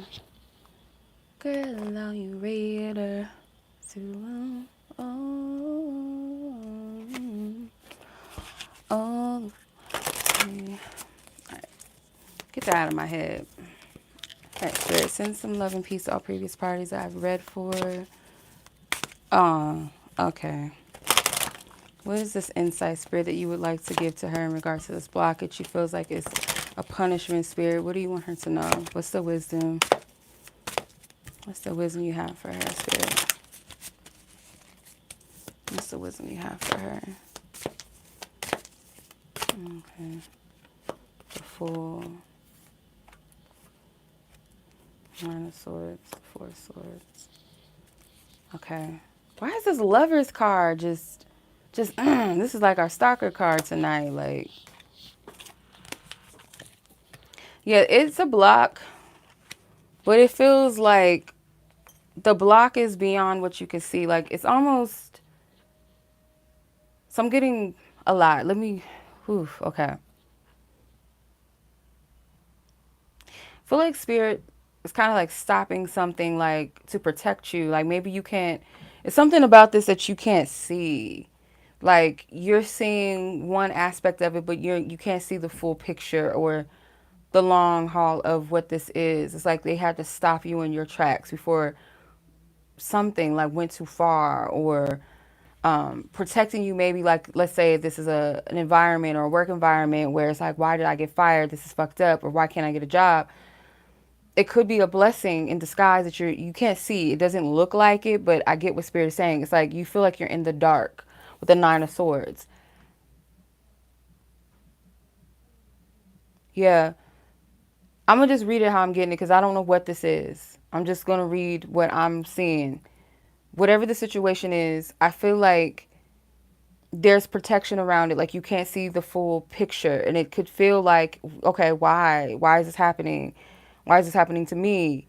But I feel like there's something in this, like spirit wants you to face what you, it's like a disgruntled feeling. Like you have to face that plus maybe a fear that you have. It's like this is coming up for a reason because whatever is this the blessing in disguise that I feel like is coming to be coming in, whatever that is that you're aligning with, spirit wants you to be open arms for it because right now it's like whatever you're holding on to is small in comparison to the shift that's coming. So I said shift, not shit. I said shifting, like a shift energy. Whatever is coming in, like spirit wants to make sure that your arms are open to receive it and you're not clutching on to something that you need to let go of. It's like it's small in comparison to what else is supposed to come. I don't know what this is. Like I said, it would probably help a little bit. Maybe I don't need to. Like you already know. Hopefully this is making sense in relations to what I'm talking about. Um, but I feel like this is happening for a reason. It's protecting you. It's like maybe the things that whether it's something you want or you feel like it should go a certain way, it's not supposed to go that way for a reason. Like there's ins and outs of this that you don't know about or you don't see yet. And whatever you're clutching onto or holding on to, or it's like a expectation, or it should have gone this way, or why did this happen? It's like whatever you're holding on to is small in comparison to what spirit is doing and about to do.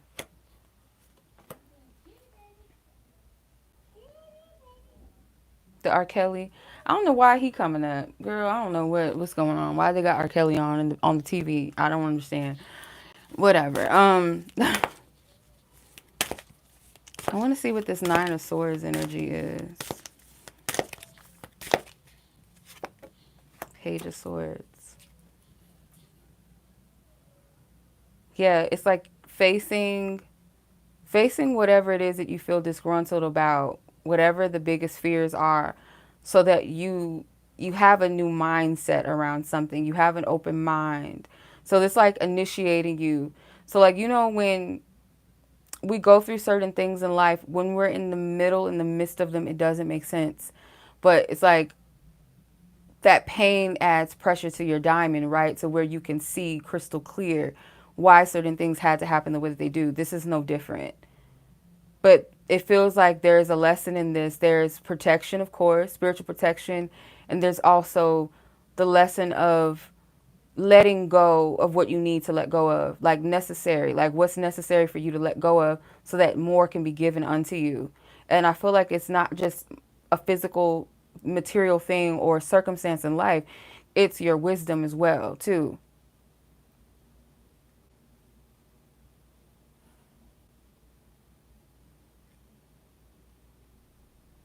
Yeah. That fear, it don't feel like doesn't feel good, or the pain, the pressure, it doesn't feel good. But there's something about it's like the dark night of the soul. It's like that is the pilgrimage for every human. Like we can't escape that, the dark night of the soul, and it may happen multiple times in your life, different stages of your life. But what always comes of it is wisdom, a stronger human being, a wiser human being, a more humble human being, a more confident human being. Like, yeah, it's not a punishment by any means. It's like it's 4 pentacles. It's like let go of the minimal, let go of the small change so I can bless you. Wheel of Fortune. There's so much more beyond this. This is a block. 4 pentacles energy, that's a block. Now Nelly is getting hot in here. It's coming on. Yeah, the pressure.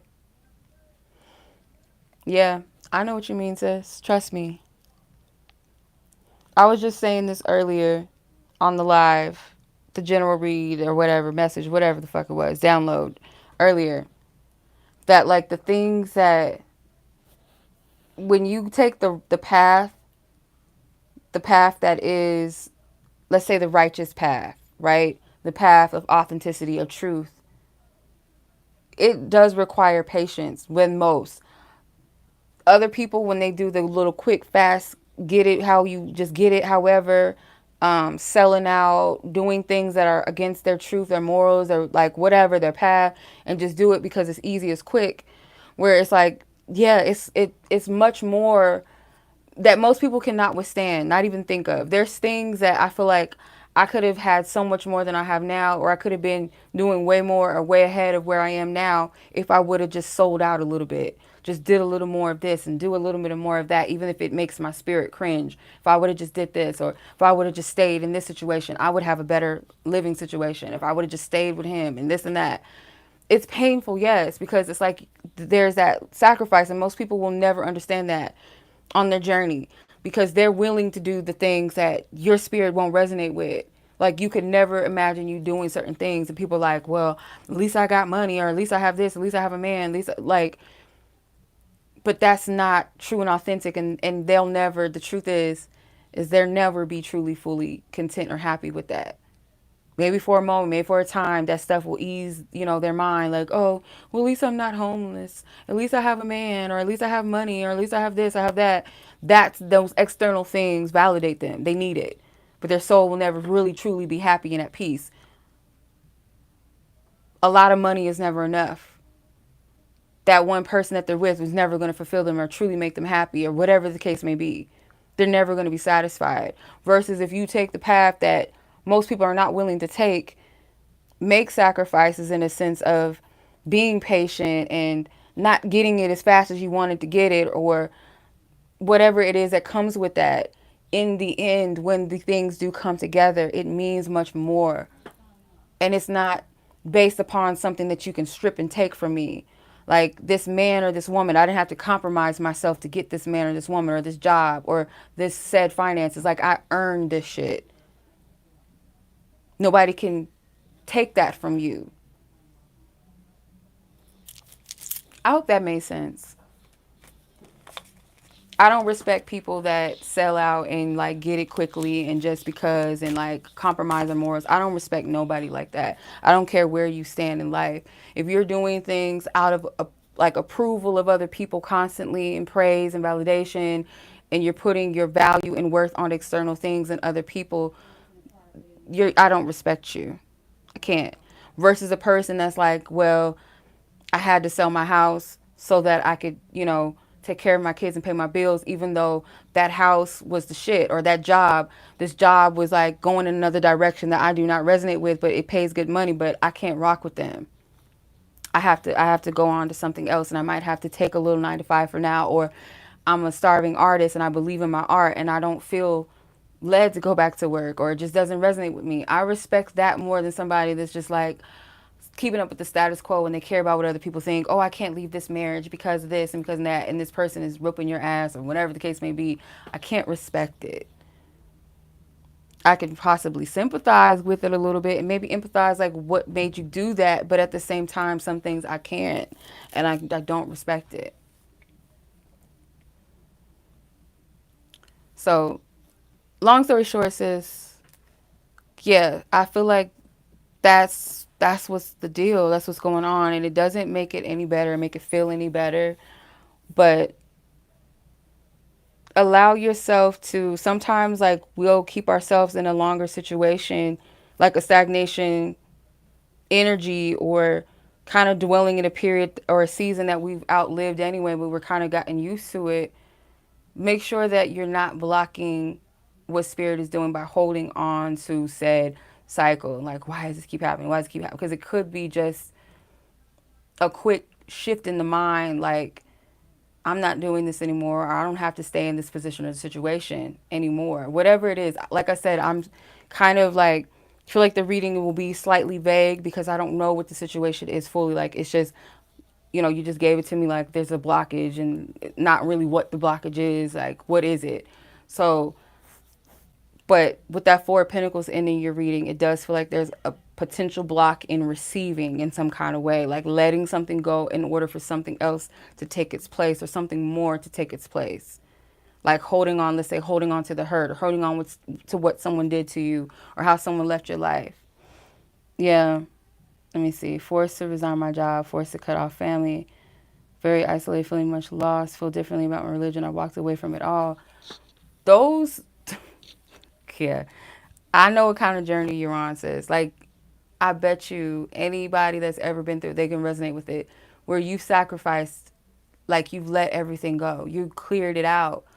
And it hurts because, especially when family's involved, friends are involved, lovers are involved, um, it will feel lonely. And that makes sense why the Four of Swords is here. Four of Swords and the Nine of Swords, actually. When you're in the dark night of the soul, your isolated period, and when I say period or season, don't mistake it as like measured out of like only a year or a few months. It could be years, like you said. Some of us have been in this, like this season. It might happen periodically at times where it's like you'll come in, you'll meet people, you'll have certain types of friends, and then they'll go back to that moment where you're in isolation again, where those people have to leave your life. And in every season of that isolation is where your fears, your insecurities, all of that, all those inner shadows are the loudest. And that's not to discourage you or to make you be like, oh, this is happening to me because this is like a terrible period in my life and I just suck and my life is over. Because that, when you're in the dark night of the soul, it's so easy to be prone to depression and, God forbid, suicidal thoughts. But those things come up for you to heal them, come up for you to address them. The boogeyman, you got to address it in the night. You got to face the boogeyman in the closet. And when you do, you're stronger for it. Like, oh, that was just that. I just had to. And it's not always so simple as being like, oh, well, I got trauma in this area, or I got mommy issues and I got this in that area. But greetings, sis. But when you deal with those things and you like sort through it, that's where the wisdom comes. That's where your inner strength comes from.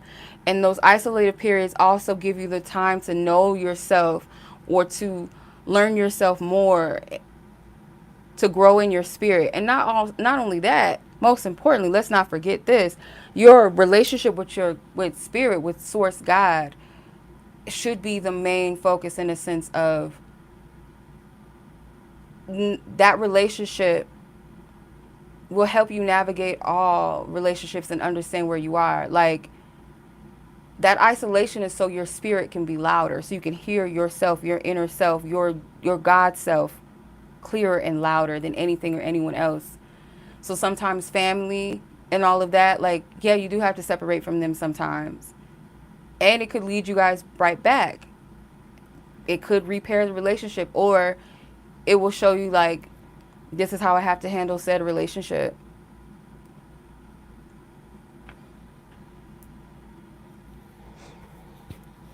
What's part of the problem? Yeah, like every isolated period I had to go through times where I didn't have certain people in my life anymore, whether they left or because I had to let them go. Yeah, yeah, that would happen.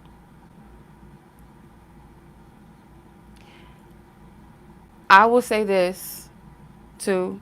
Spirituality, it's not tools, and because sometimes we can get carried away, and I feel like people will lose their minds if they base all of their life based off of tarot readings and signs and like some too much spirituality is too much. Like there's a balance because we're spiritual beings first, so our relationship with the spirit realm and things like that, it needs its balance, you know what I mean? And if you are someone that has spiritual eyes to see certain things that other people don't, you can feel lonely automatically because you feel like you're crazy, or people are like making it seem like you're crazy. Um, oh wow, not the Israelites. Girl, I went through that phase too. Them Israelite stuff, that Hebrew Israelite shit, I went through all of that. Yeah, no. That's a cult. I'm sorry. Like, it's a fucking cult. But that shit is crazy. I'm sorry. I ain't no disrespect, but that Hebrew Israelite cult shit, that shit's crazy. Um, yeah, you have to like get based back into reality and get in touch with yourself. And it would make sense why spirit would separate you from your family and separate you from certain things. That is too much. That's just like, that is just no. Like, there's certain family members that still go to church. They may not agree with what I agree with, but it is what it is. Girl, the Hebrew Israelite stuff. I'm late to the party because I mean I think they're really big in New York if I'm not mistaken. Like maybe the first church, the Hebrew Israelite church, was founded in New York if I'm not mistaken. But that is like crazy stuff. I remember like when I first came across, because I started. It's funny because my spiritual, I had left a job. I was going through my spiritual journey where I didn't resonate with stuff anymore. It's just like I felt miserable. Like I can't be at this job anymore. I hate doing this phone shit. I hate talking to rude ass customers and all this crazy ass shit. And I lost my apartment because I stopped going to work, and I just would lay in bed all day and I was just fucking depressed. I didn't want to do anything. But it was me kind of dismantling something, like disassociating in a way, but also in a good way, separating from a false self. Like I didn't resonate with that shit.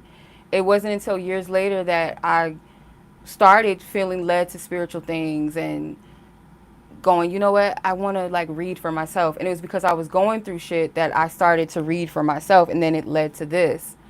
But at that time, I separated from a lot of things, sacrificed a lot of things, friendships, and even periodically, even still, as I go through my journey, you have to leave people where they are.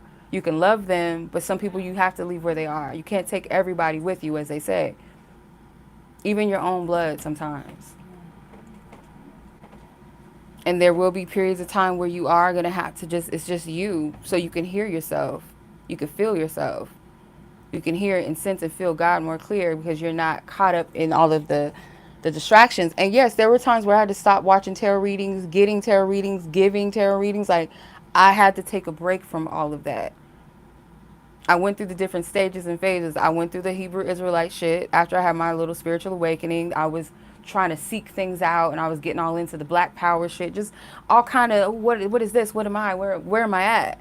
African this and African that. And then my like Native American spirituality, getting into that. Like, it was me trying to find different pieces of myself. It's all a journey. It really is.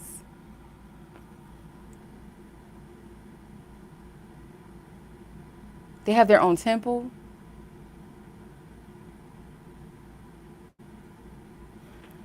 That's a cult, sis. Like, it's a cult. It is. I'm sorry. It's a cult. And then, like, because I had a friend that was a Jehovah Witness, and, like, the way her parents treated her for not going to the meetings, as they called it, and, like, they took her child and stuff, like, that shit is a cult. You know, like, religion, like, different, it's a cult. A lot of times. Very fanatical. And then a lot of times, too, what I notice when people are called to, like, kind of break the generational curses, as they say, right? do something different, walk in their true calling, they're not going to be a part of the status quo. You're never going to fit in fully. Your people might love you and all of that, but it's not up to them to understand your journey. That's between you and your creator. Like, you're always going to feel a little bit out of sorts when you're when you're connected to people that are still stuck in the status quo. Even this religion shit, I know they think that what they're doing is right and all of that. Just like with church, sometimes it's taught to people, and they get so tied and caught up in the religious dogma that they can't free themselves of it. Spirituality and religion, I mean, people say religion is meant to be a control system, and I get it. Spirituality is not a religion. People have made it a religion.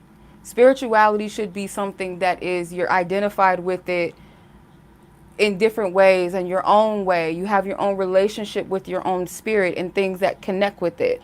Tarot cards, to me, they're spiritual, yes, but also at the same time they're not, because they're just paper. They're just a tool. You know what I mean? It's not until you put the energy into it and you believe in it and you use it as a system. Like, someone had to use their spiritual mind to create the system of tarot, but we make certain things idols and gods when they're just tools. But like religion and all that shit and the temples and the churches and that shit is like not just a cult, but some of it, like, it's funny to me how like Christians say, oh, you guys are burning sage, and like, nigga, excuse my language, but y'all be burning candles, incense, oils. That sound like witchcraft to me, motherfucker. Y'all eating crackers with juice. Like, that sounds like a whole, y'all call stuff altars. Y'all have pictures of Jesus hanging up on your walls. Those are idols. The contradiction of the church, Christianity specifically, is so frustrating. So many contradictions that I feel like some people don't even realize they're contradicting because they've been taught certain things. They've been taught, oh, the new age. There's nothing new age about tarot. That's been around longer than you can imagine. There's nothing new age about it. There's nothing new age about a motherfucking crystal. Y'all talk about it in the Bible. It's the breastplate of Aaron, or I can't remember if it was Aaron or not, but whoever had the breastplate, he had all these crystals and stones, and they named these stones, and these are stones that y'all talk about we shouldn't be using, and it's the devil, and it's Satan, and it's new age. Like, this stuff is not new. It's not. It is not new. Hell, the church within itself was a place where witches cloaked their religion in there, so it could be, they can do their shit. Like, they, come on now, especially the black church. Witches and warlocks, hoodoo priests and priestesses originated in the black church. Like, come on, stop. Aaron the priest, thank you. Yes, he had all these stones that represented the 12 tribes of Israel, aka the 12 zodiacs. So we ain't gonna go there, but come on now, stop. Just stop. I can't. Like, I feel like there are people in the church that mean well, and there's people that are just ignorant. They don't know. They've been taught that this is evil and this is that. You shouldn't be seeking psychics. What's the difference between a psychic and someone that comes in the church and so-called prophesies? Like, stop. I should say people that use a divinational tool for positive purposes and reasons to really actually help people. I can't say every tarot reader is not out for something negative, but those that do it for the right reasons and to help people. What's the difference between a prophetess in the church or a prophet? What's the difference? Because they call on the name of Jesus. I've met many, like, I've seen it. I've seen a few false prophets in the church prophesying over people, just saying any kind of shit, and I don't even know if they meant well, or they just like, you have no business doing this.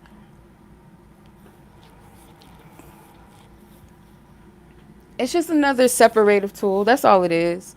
And the Hebrew Israelite church within itself is a racist. I can't even say racist. Like a it's a demon. Anything that deals with discord and separation is demonic. Like, um, I get what they're saying to an extent. Like, I understand where they get their history and why they say the things that they say. I do feel like there was a lot of whitewashing in history. I get it.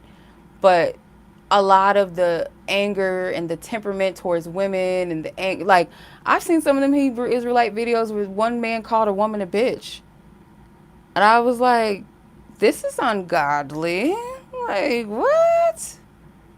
Like, this is ungodly. Why he call that woman a bitch? Like, having white men kiss their feet and shit. I'm like, this is some sick shit. I don't know. This is crazy. It's a crazy world we live in. There's some crazy shit. And I don't think every Hebrew Israelite church is like that, but it just screams cult to me. It just screams cult. Strange shit. But long story short, Shiv, I feel like you really you're gonna have to. I wouldn't say like the isolation is never good, not too much at least. Like there's times where you should be by yourself, but I feel like too much of it is never a good thing. I would just encourage you to connect with people, genuine people, when you're in like a sensitive spot where you are. Like you have to be careful with the company that you keep because not everybody has your best intentions. Like, you know, those types of people that will isolate you and feed you more bullshit and dogma, and because you're in a sensitive place, like make sure you're connecting with people that help build you up spiritually, where you have a safe home of just like overthinking and I'm alone and this is happening my family. Like too much of that is too much. And I'm not saying that I fully understand like how it feels to have your family all caught up in like, because I don't know if it's like the same as a Christian church where your family's like, oh, I'm gonna pray for you. You went to that demonic stuff. You went to that devil worship stuff. You know, like how it feels pressuring at times. But you have to stand 10 toes in your journey. Like, what is it that you truly believe in and feel within yourself to be true? Like, this is your journey at the end of the day. You can't waste your time trying to live it for everybody else. Like, I would say, like, people that are in all them church cults and stuff, they're not living for themselves. They're living in fear. They're living under the control of what somebody else is telling them, you know?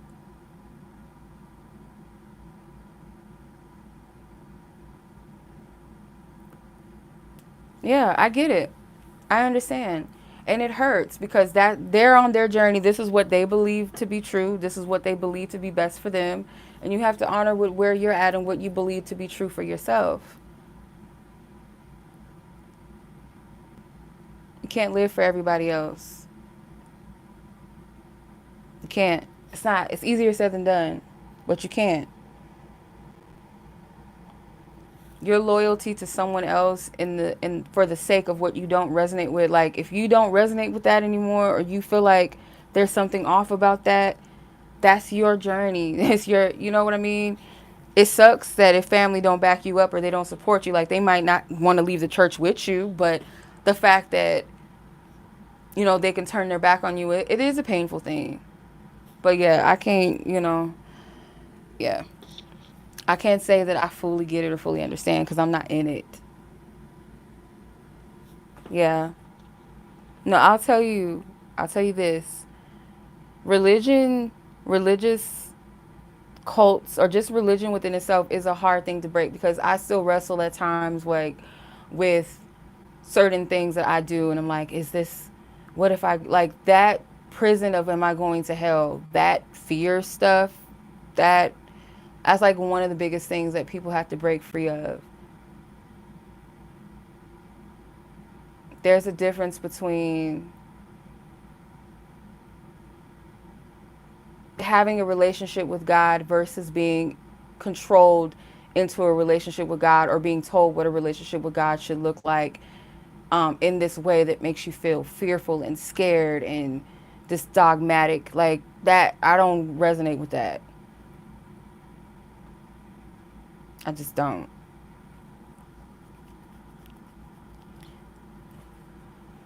You have to figure out what God is and who God is in your life and for you on your own. Nobody can tell you. Nobody can tell you that. Nobody can teach you that. That's personal for each and every single one of us. It's a personal relationship. What God means to you, how you identify with God, who are you in God? Like, what is that to you?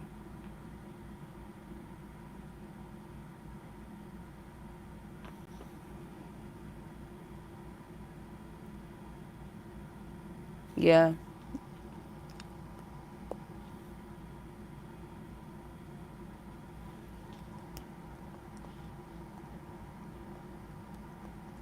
Take a step back from it all, decenter it, just whether it's spiritual things, whether it's tarot readings, whether it's the church, like, just disconnect from it all right now. There's a reason for that. Don't grip on to anything. Don't grip on to what is right now because things could change far beyond it. Like, just a few years ago, I thought that I wasn't going to live past where I was. I was that depressed. I didn't see anything coming of nothing. I couldn't see it for myself. Fast, like, or rewind back to 2012 when I was going through my spiritual journey, my spiritual awakening, and I was heavily depressed.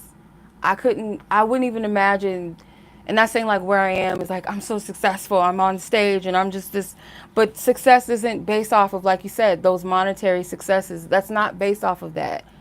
That's world's alcohol. That has nothing to do with the success of who you really are. The things that I've done within myself, the things that I've surpassed within my own mind, showed up for myself in different ways, showed up for other people. I could never imagine that from where I was back then. I thought, like, I'm like, I don't know what's going to happen from here. I didn't even want to live. I couldn't see nothing from past that. Let it go. If it doesn't make sense, it doesn't resonate with you, let it go right now. Just let it go. I had to leave tarot alone for a while too, for a few months. I just felt like it was time to let it go at the time. Let it go. Let whatever it is, release it. Surrender to it. You're moving in a new cycle. Let it go.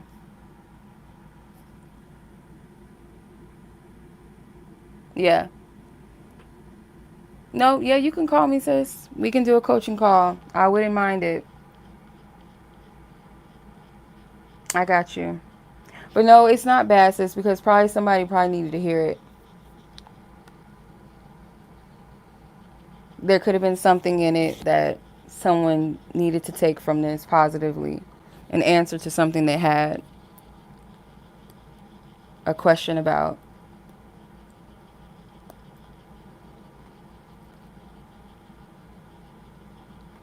Let it go. Okay.